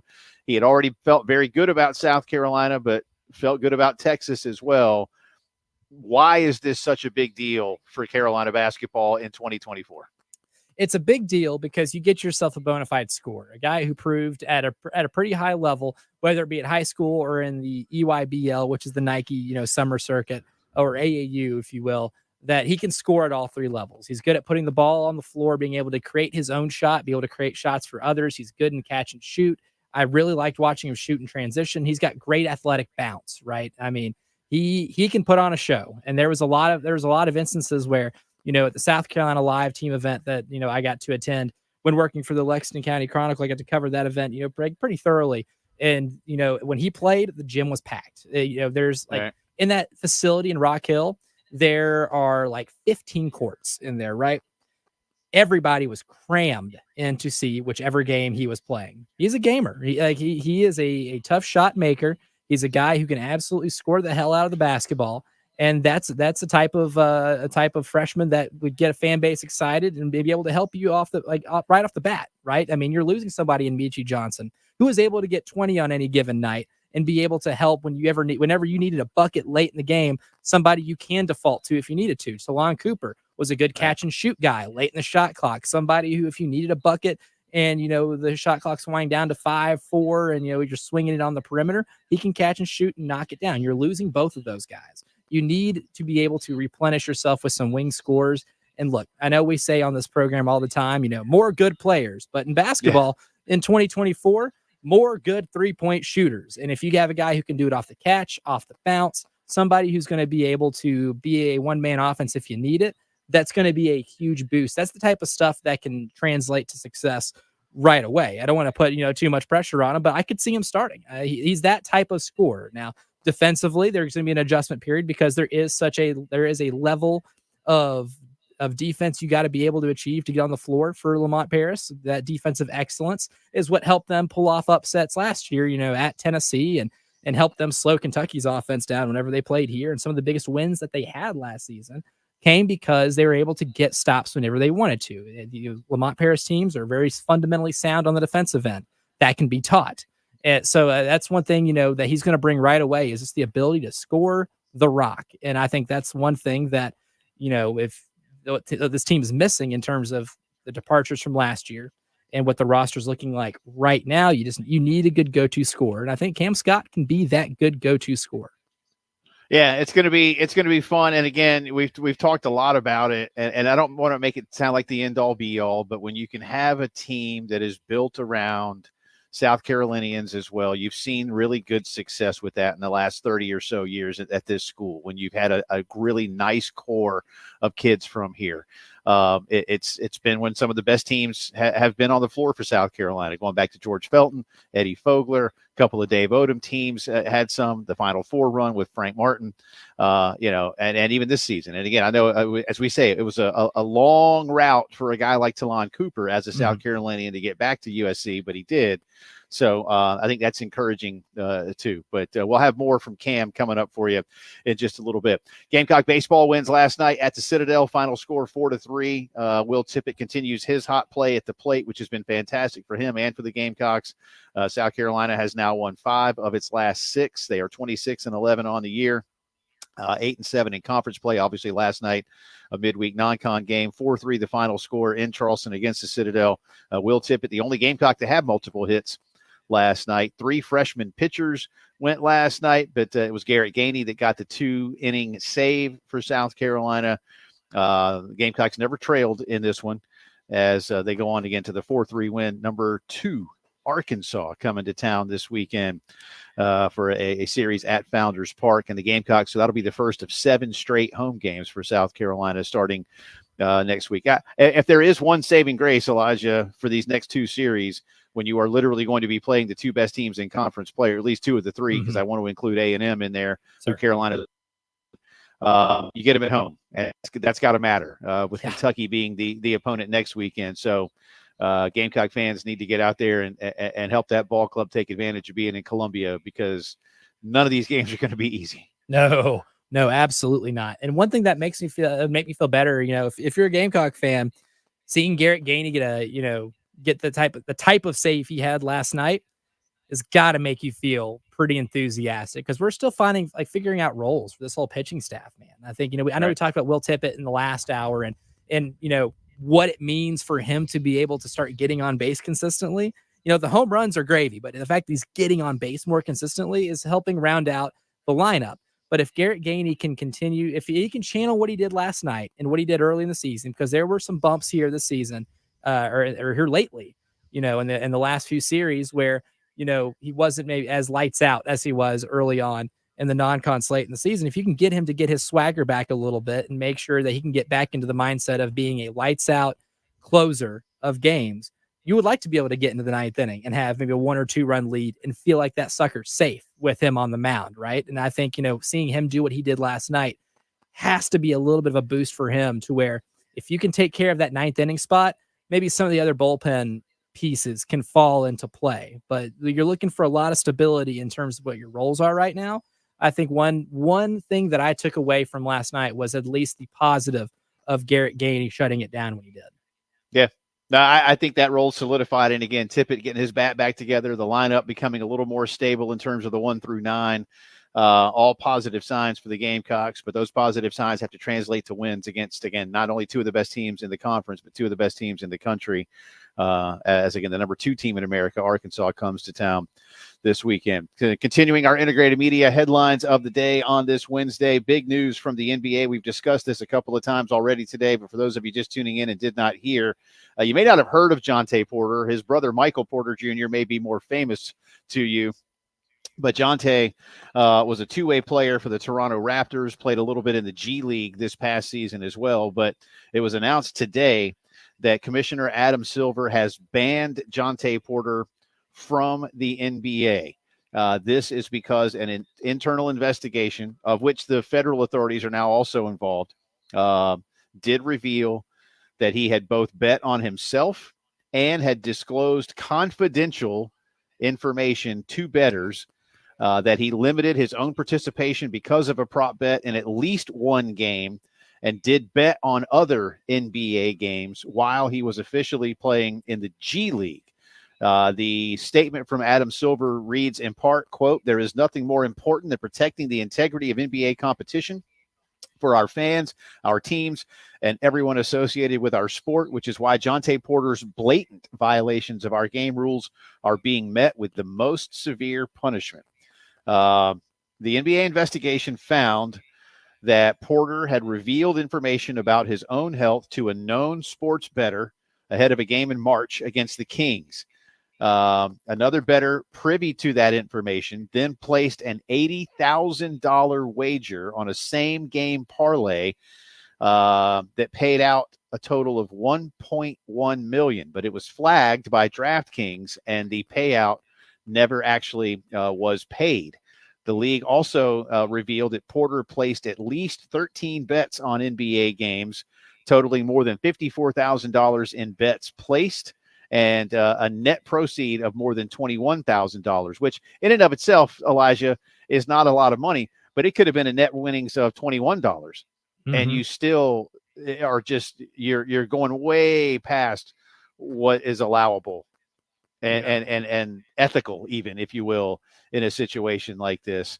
I'm not surprised, and as I mentioned to you earlier, and I'll repeat again for the audience here in the 5 o'clock hour, I think this sets a clear precedent not only for the NBA, but for every sport in this country, because prop bets, as you have pointed out, I don't think prop bets are going away either. I think college wants them to go away. We'll see how that works. Adam Silver hints at he said in another part of his statement, the types of bets that are allowable. Again, I think he means prop bets, because guys can control that. And if somebody is nefarious enough, then something like this is going to happen. This sets, we've seen NFL dudes get suspended for some of this, but not banned for life, basically, which is what Jonte Porter is facing. This lays down a new law. It does. And here's the thing too, when discussing what Adam Silver wants to do with eliminating certain types of bets. And I get the thought in theory, right? That, oh, well, we've already got our own little mini scandal here of somebody, for all intents and purposes, personal point shaving, But here's the thing. You should have never gotten into bed with these partners, with these gambling companies, if this was something you were seriously concerned about beforehand. Because this wasn't like this is new. Prop betting is this is not a novel concept. We've known of this the entire time. You have known the dangers of it. You are, as the commissioner, as the person who greenlights these type of partnerships, you're the one who greenlit this. You got to live with the consequences. And part of living with the consequences is setting down harsh punishments and doing whatever you can to deter players from doing it, and then partnering with other third-party companies to be able to scope out when these improprieties are happening. The NFL does a really good job of that, because they went on a suspension spree last offseason by finding people who were either betting on football and giving them really harsh punishments, or people who are just doing it from the team facilities. Having those type of harsh rules, very specific rules, very clear, specific rules, and having harsh punishments for when they are broken, no matter how minor of the rule it is the way to go about this now that you have already opened up Pandora's box. Because now, look, if you really cared about not having it happen, you would have never allowed it to be a partner of yours to begin with. So that is to me just him saving face. Now we're at the point where you have to do what you did with Jonte Porter and lay down the law to where any type of deterrent will be acceptable. So I think that's the one thing you can do. Asking for that toothpaste to get back in the tube isn't going to happen. Yeah, it ain't happening. I agree with you on that 100%. That's our Integrated Media headlines of the day, brought to you, of course, by Integrated Media and the guys at Pro Swing. Speaking of what's going on golf-wise, by the way, you can play this course when you go to Pro Swing. You want to feel like you're playing this weekend? Go to Pro Swing. Check them out and see. And, again, call Integrated Media for all of your entertainment needs at home, like watching this tournament, 803-948-8327. More from Cam Scott coming up.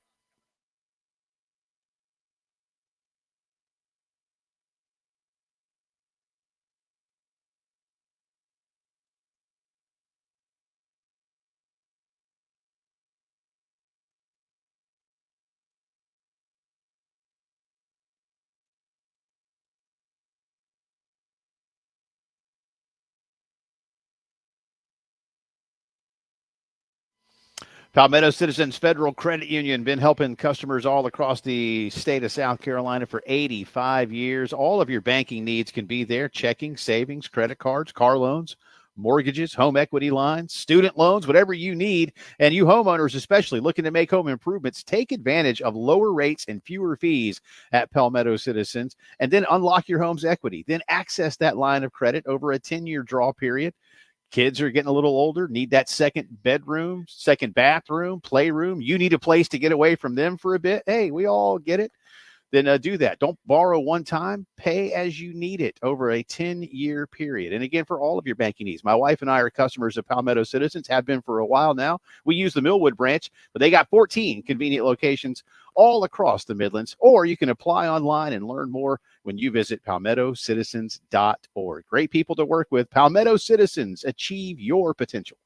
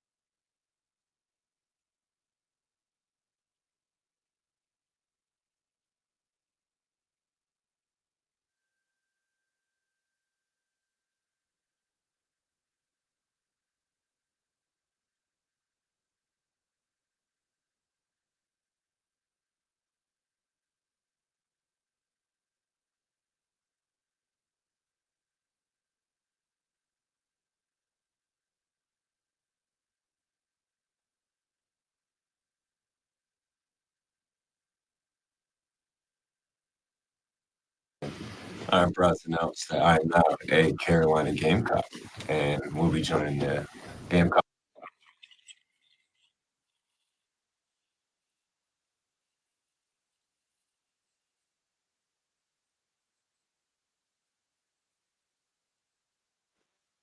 Nice. That was Cam Scott this morning in our studios in downtown Columbia, announcing that he'll be a Gamecock. I like that too for the next year. Let's see. This is it gets to be one of those things, where maybe there's a little bit for the next level already there. We shall find those things out, but I like it. And again, welcome back in, Jay Phillips and Elijah Campbell with you on this Wednesday afternoon.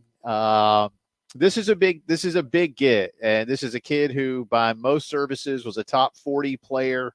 I think a top 50 by just about everybody out there. The Gamecock class, Terry and I were talking earlier today, at least by one of the national services, I believe it was on 3, now had the South Carolina class rated number 32 in the country. I honestly, Elijah, don't know where it was before that or what methods they use to determine these things. And a lot of it is certainly production.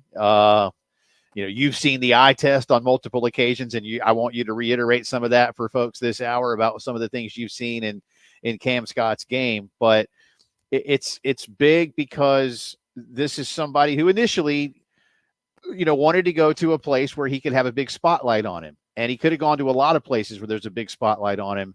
And now he's seen that can happen here. And I think that's why it's a big deal for Carolina fans and for Lamont Paris as much as anything else. Oh, yeah. And like here's the thing about him, too. And we mentioned it in the last segment, but one thing I think Gamecock fans should know what they're getting is they're getting somebody who is a very fluid scorer. And it's a high profile one, too. Look, I mean, he was good enough to go to Texas. And Texas really wanted. Rodney Terry was really high on. Nate Oates really wanted. I mean, the type of player that Nate Oates has at Alabama, right?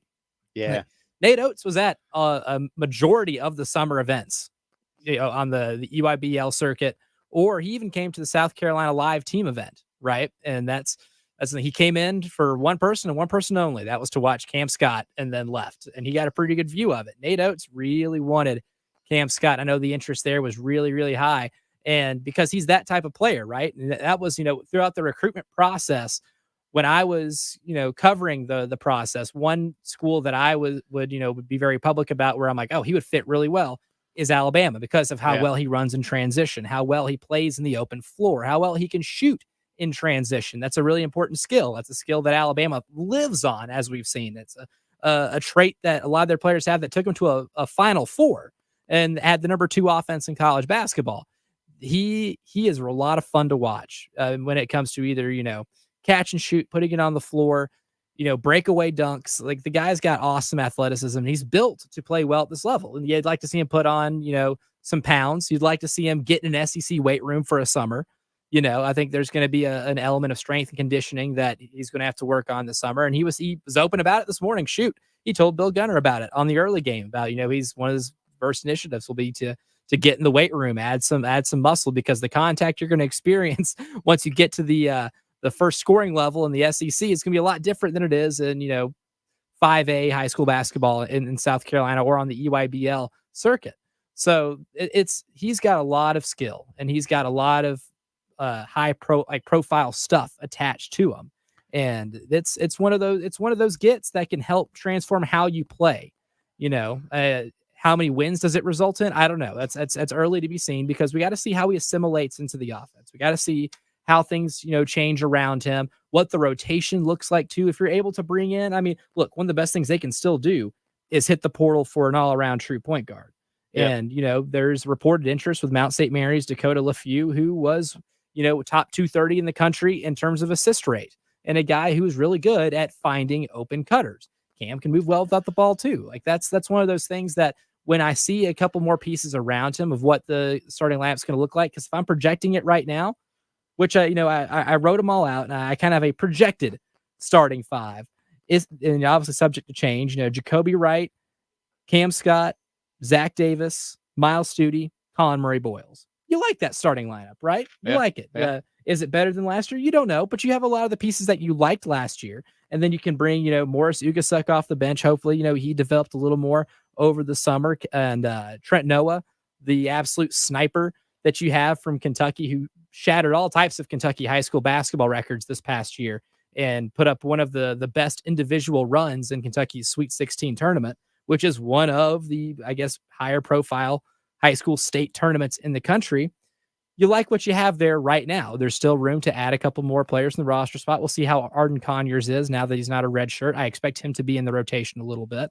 But you like how things are shaping up right now. With a player like Cam Scott, you have somebody who you can see being a go-to wing scorer, which is something you absolutely have to have at this level. By the way, when Cam Scott told Bill Gunner that he was going to get in the weight room to get bigger, stronger, more conditioned, Bill scoffed and said, "Ha, you should just drink tequila and go play a lot of golf," which is probably not the advice that Cam needs. It's right? The advice that I will take, but I don't think it's the advice Cam should take. And I think you able to brush that one off pretty well. But I heard it and said, you know what? You're right, Bill. I might be able to shed some extra pounds if I, less beer, more tequila, more golf, less Tiger Woods golf, like more real golf, not less Tiger Woods golf. Well, and Bill's under the impression that the faster his boat goes on Lake Murray, the more he is working his own cardio.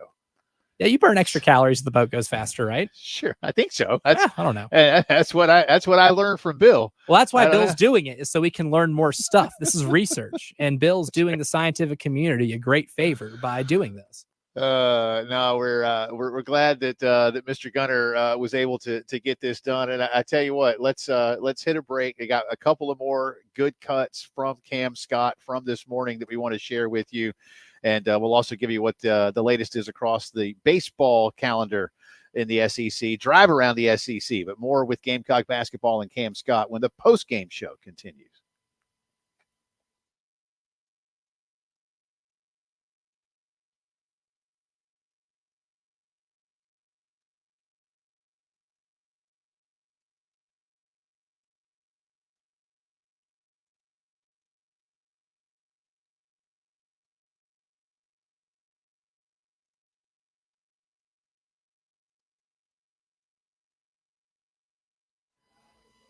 Hey, those of you working in the HVAC industry, whether you're a tech, sales, service, you feel like you're good at what you do, but maybe kind of tired of being undervalued where you are. Well, look no further than AAA Heating and Air for a change. Roy and Dana Finley want to offer you a career, not just a job. They have unbeatable benefits and compensation packages to fit your needs. Highest hourly rates in the industry. The flexibility of salary, hourly pay, commission, or a combination.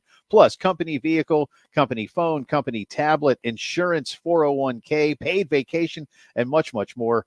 They're really ready to take care of you. Listen, they do great work in taking care of their people. I've met a lot of the folks that work with them. They are the best, not only in terms of what they do, but in terms of who they are. If you want to be part of that team, log on to call888today.com or call them up at 803-677-1500 and become part of the fantastic team at AAA Heating and Air.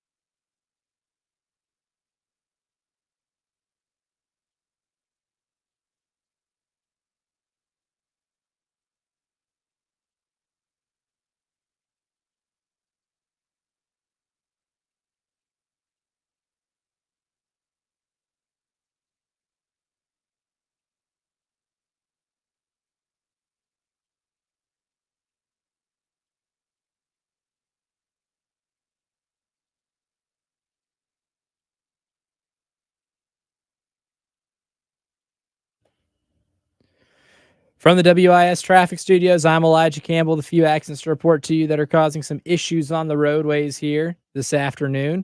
Here in Richland County, we'll start off with one at US 176 at Broad River Road near I-20.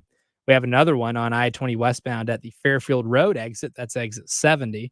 We also have two more, one at Hardscrabble Road at Clemson Road and one at Hardscrabble Road near Faro Road. So Hardscrabble Road being a little bit of an issue here in Richland County. And in Lexington County, we just have two to report, one on Longs Pond Road at Two Notch Road and one recently reported at Corley Mill Road at River Chase Way.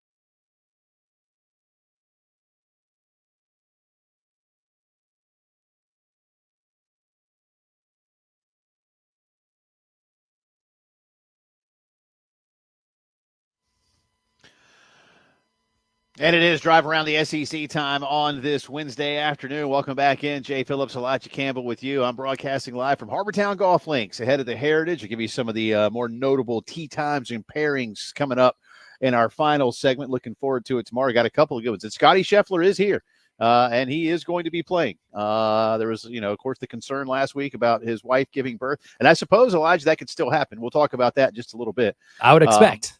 Although officially now, I think, well, not officially yet, but soon enough, I think we're going to be able to call Scotty Scheffler an SEC type guy because he did go to Texas. So, they're not quite in the SEC yet, but they're about to be. So we'll have that. In the meantime, baseball last night, a lot of action in out of conference play. Texas A&M knocked off the Air Force Academy 15-5. Tennessee drubs Bellarmine 20-5. Ew. Florida over Jacksonville 12-1. And leave those Dolphins alone. What did Artis Gilmore do to them?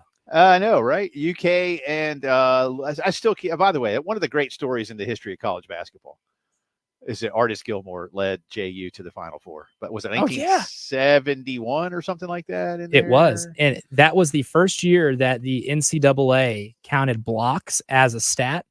Would you like to take a wild guess, Jay, as to how many blocks Artis Gilmore averaged that year? I mean, it must be something outrageous that if you're asking me this, right? But I don't want to go something stupid either. So I want to say 9. Close. 10.3. He averaged 21.9 points, 23.2 rebounds, and 10.3 blocks. He averaged a triple-double with blocked shots. That's amazing. So he was great. He was great in the NBA too, man. Yeah, and the ABA. Played on arguably the greatest ABA first. Team. Yeah, and the ABA too. Yeah, that's true. Boy, the ABA was like the old USFL, man. They had some players. They had some dudes. One of my most prized possessions is an Artis Gilmore 1973 ABA All-Star card that I got at a collector store in Cookeville, Tennessee. Nice. Back in like 2011 when I was in high school. Nice. Good I still have it. Man. It's made every move with me. Oh, good for you. But again, unfortunately, their baseball team last night, not so good. You ain't walking through that door. No, Kentucky and Louisville played a football game last night, but it was baseball. The Cats beat the Cards 17-13. L's down. Man, pitching be damned last night. Vandy over Lipscomb in a Nashville. If this was England and football, a Nashville derby. But Vandy wins easily 15-4. Arkansas over Texas Tech 9-8. They'll play again tonight, by the way. UAB got a win over somebody in conference play, or at least in a conference team. UAB beats Alabama 5-2. Auburn over Georgia Tech 12-8. Mississippi State blanks Alcorn State 11-0. And LSU doubled up the Privateers of New Orleans, one of the great nicknames in college sports. 6-3, the final score there. Again, Arkansas and Texas Tech will play tonight. And then we got conference action that gets going again tomorrow. All right, Elijah, I'll toss it back to you to set a couple of things up here. I know one of these that we'll hear is Cam Scott talking with Bill, Preston, and Jen this morning about why this coaching staff was important to them, but I'll let you set up a little bit more where it's going. Yeah, absolutely. And one of those, we have 3 cuts here, and 2 of them, relate to the coaching staff. But one thing that I thought was really interesting, because he did elaborate a little bit on some of the things that he liked about Lamont Paris in terms of his in-game mannerisms and demeanor. He watches the little things, timeouts specifically, because that's when TVs go to commercial breaks. People go get food, people go on their phones and whatnot, and not a lot of people are paying attention. But that's one of the biggest things that I really paid attention to, especially recruitment-wise. Just seeing how a coach interacts with players, how all the rest of the staff interacts with players, and even how the players interact with each other. Just seeing what the immediate coach does. Does he go over there yell? Does he go over there comfort? Does he go over there criticize? And even if it's constructive criticism, just seeing how the coach presents it, and then the players take it upon themselves to go out there and try to not make the mistake again if they made a mistake, and keep going if they did something good. Yeah, that's interesting, because those are things, as he kind of said there, people go to the bathroom, they go get food, whatever it might be. That's when a player is going to pay attention, and some coaches let more of the assistants do it. And look, sometimes the assistants need to do it. I've heard coaches before say, listen, I needed the guys on my staff to do it because I didn't want to go in there and holler at them or something to that effect. Right. But those are the things that players think about that maybe we as fans and media do not. Look, and it's like work, right? Or everyday life. There are certain people that are going to be really successful in your field, but you couldn't work with them, right? Like, as a basketball player, I could never play for Tom Izzo. I could never play for Bob Knight. I don't think it's because I'm soft or I couldn't handle criticism. I don't I don't work well when we're yelling, right? When we're yelling and it's getting like that, I don't work well. I've worked for people like bosses that will also get to that level, and I don't work well under that environment. A lot of players don't. Some do. Some thrive in it. Draymond Green couldn't play with Lamont Paris maybe, or Jay Wright. But collaborative coaches who are able to keep you calm and keep you composed would be somebody that I would like to play for personally if I were a player looking at other coaches, looking at prospective schools, prospective programs, cultures where it is, even if the situation is dire and urgent, it still isn't too urgent to where we're losing our cool, right? And I think that's one thing that Cam saw and with Lamont Paris that was awfully intriguing. And part of that is that demeanor on the sideline and in the huddle whenever it's a tie ball game and you're at the under 8 media timeout and it's starting to get really intense. Somebody that you'd be willing to go to work for is someone you need to play for. And I think he saw exactly how Lamont handled a lot of those situations. And that helps a lot in recruitment if he could picture himself on the other side in that huddle, being the one receiving the instruction. That should matter a lot to anyone's recruitment or anyone's decision-making when it comes to whether you're going to play basketball at a school or, choose a certain work environment. It's good to have that information beforehand. And for Cam's perspective, it's good that he took notice of that to understand exactly what coach he's getting whenever the cameras aren't directly focused on him. And, I want everybody to know, I'm not saying that the reason he's back here is because of what I'm getting ready to get into, but a lot of what you just described the previous head coach at the University of South Carolina, who did have good seasons, had several winning records in conference play, who did lead this team to a Final Four. And a lot of people like Frank Martin. I get it. And as you said, but he had a style. And there's a lot of fans that never warmed to that appreciated some of the winning, but said, boy, I could never play for him. I wouldn't want my kid to play for him. And I don't know if in Cam's heart and mind and with his family, if his choosing Texas, even if Lamont was already here by then and he could have signed with South Carolina, maybe he didn't know enough about Lamont yet. And maybe now he has seen enough. And it's at a point where it's somewhat serendipitous that he hasn't left high school. This isn't a transfer situation and sees things in Lamont that he likes or that he wanted to see in other coaches that maybe he didn't. I don't know, Elijah. I do not know.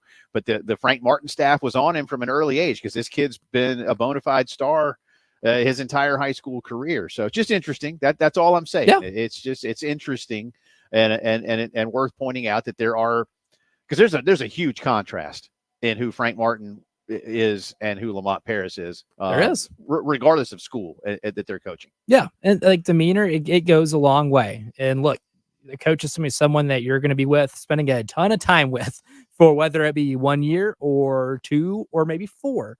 That's an important thing to weigh out. Like, there's a lot of things that go into this, and sometimes, whether it be us in this industry or whether it be fans that are looking at it from afar, they can think, oh, well, this player's going to this place because of, geography, this, that, or this, or he playing for this coach because of this. There's so many little things that go into it. I mean, this is talking, from experience. When I talked with Cam Scott over the summer, before he announced that he was even going to commit to Texas, one of the big things that he was looking for in a coaching staff was preparing him for the next level. He is he has a dream. He has a goal. He wants to play in the NBA, and he's really close to that. He's got the skill set already at his age that is going to attract NBA attention. And there are going to be NBA scouts that might become regulars at Colonial Life Arena this next year to watch and see how he's developing in a college basketball system and what things he's adding to his game to make him NBA ready. And one of the things that he really liked at Texas was the development of some of the players to make those guys NBA ready. I mean, he didn't cite specific examples, but if you look at someone like Dylan DeSue, who came into that program from Vanderbilt, he went from guy who slightly underachieving his status as a blue chip recruit to a guy that I think will end up playing in the National Basketball Association next year. There's a lot of good development. That was something that really attracted him to that, but that's only one of many different things, right? I think what you saw with Colin Murray Boyles this past year, where especially, Lord knows, if he gets a 3-point jumper, you're going to have to fight off NBA scouts from coming in and stealing my seat Right. over there on press row. Right. There's only so much seating there. I might have to start fighting him off because, I get half the league there to watch him play. But that is probably another thing I would assume, and I think you can make a logical guess, was also an enticing factor about this coaching staff. It's just one of many things that these players have to take into consideration when they make the choice to go play and commit themselves to a certain coaching staff. And I think Lamont's demeanor definitely has a lot to do with it being welcoming and very player friendly and collaborative as well. Yeah, it's going to be fun to see how this kid develops. We got time. I tell you what, I know we got one more we're going to get to, and I'm going to give you some of the notable tee times and groupings for tomorrow. And of course, this tournament has groups that go off number 1 and number 10. So there's a lot of golfers here as the weekend gets underway tomorrow at the Heritage. That, by the way, was our drive around the SEC, brought to you by Herndon Chevrolet. Again, you can save $20,000 off brand new Silverados, Chevy together. Let's ride. That's the drive around the SEC. We continue with more from Harbortown Golf Links as the post-game show continues.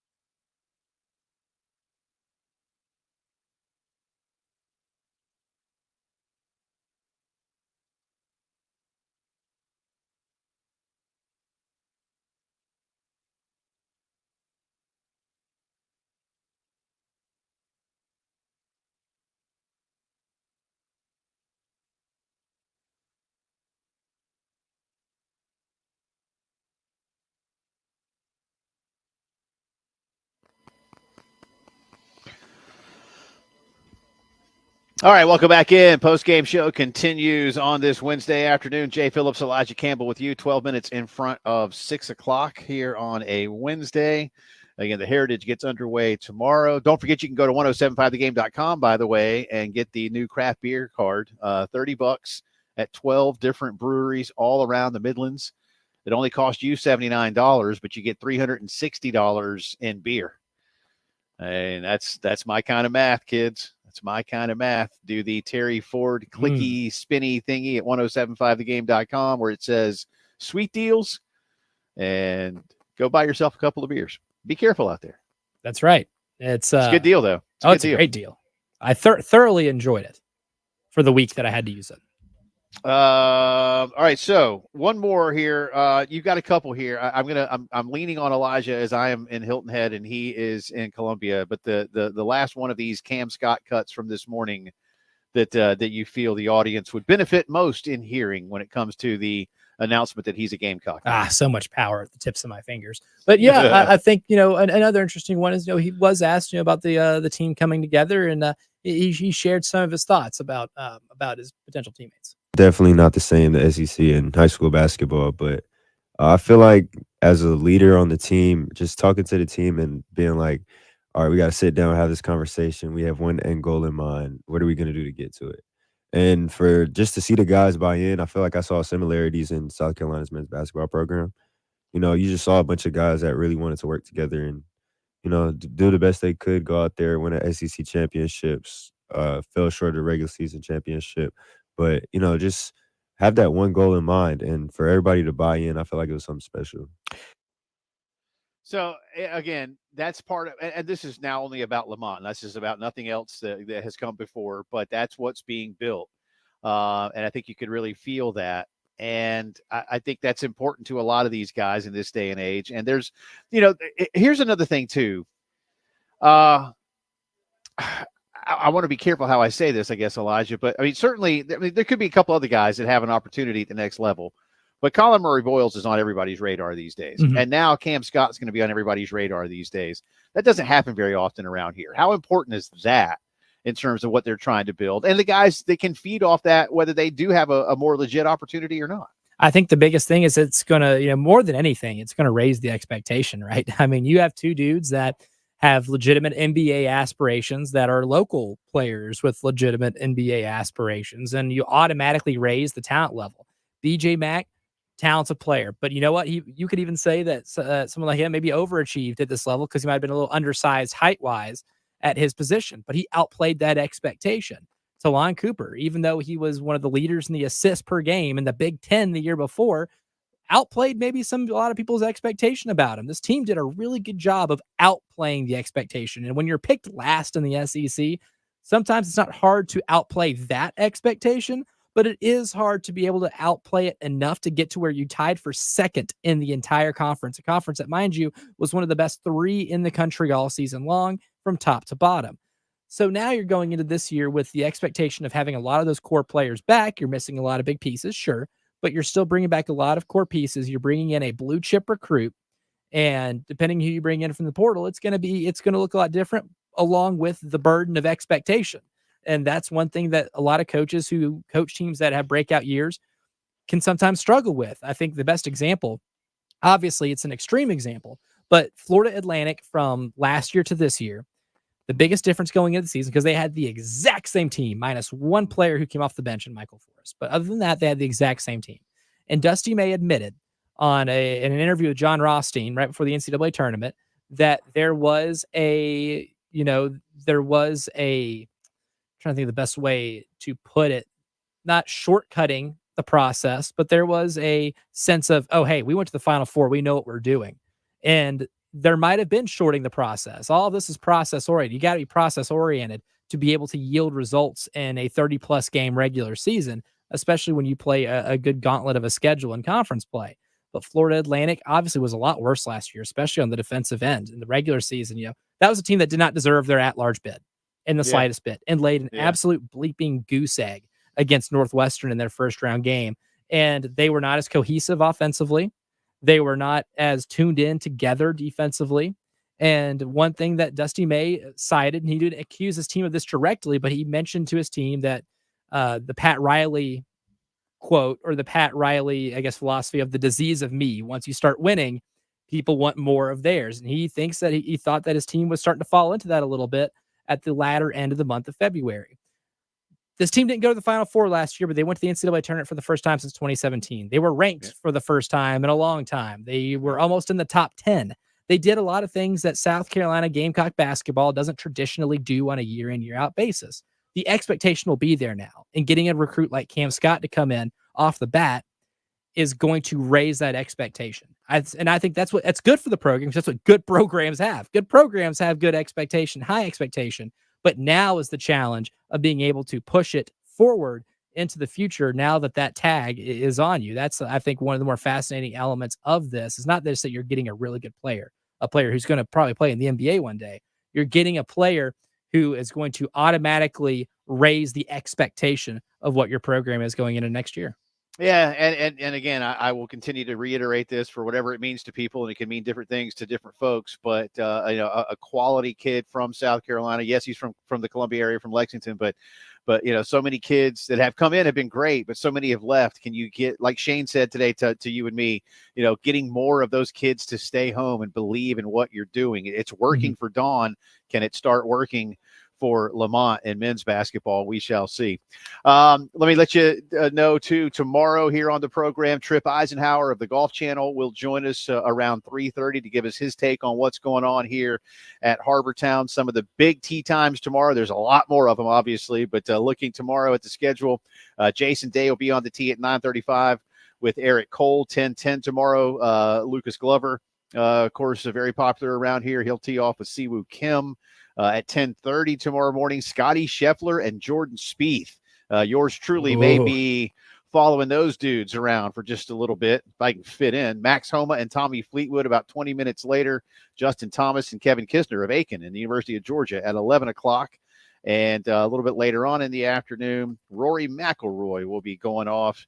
He tees off at, I'm trying to find the time, 1:40 tomorrow. So good stuff. Great work, Elijah, back home. Thanks to Coach Beamer for being with us. We'll do it again tomorrow from Hilton Head. See y'all.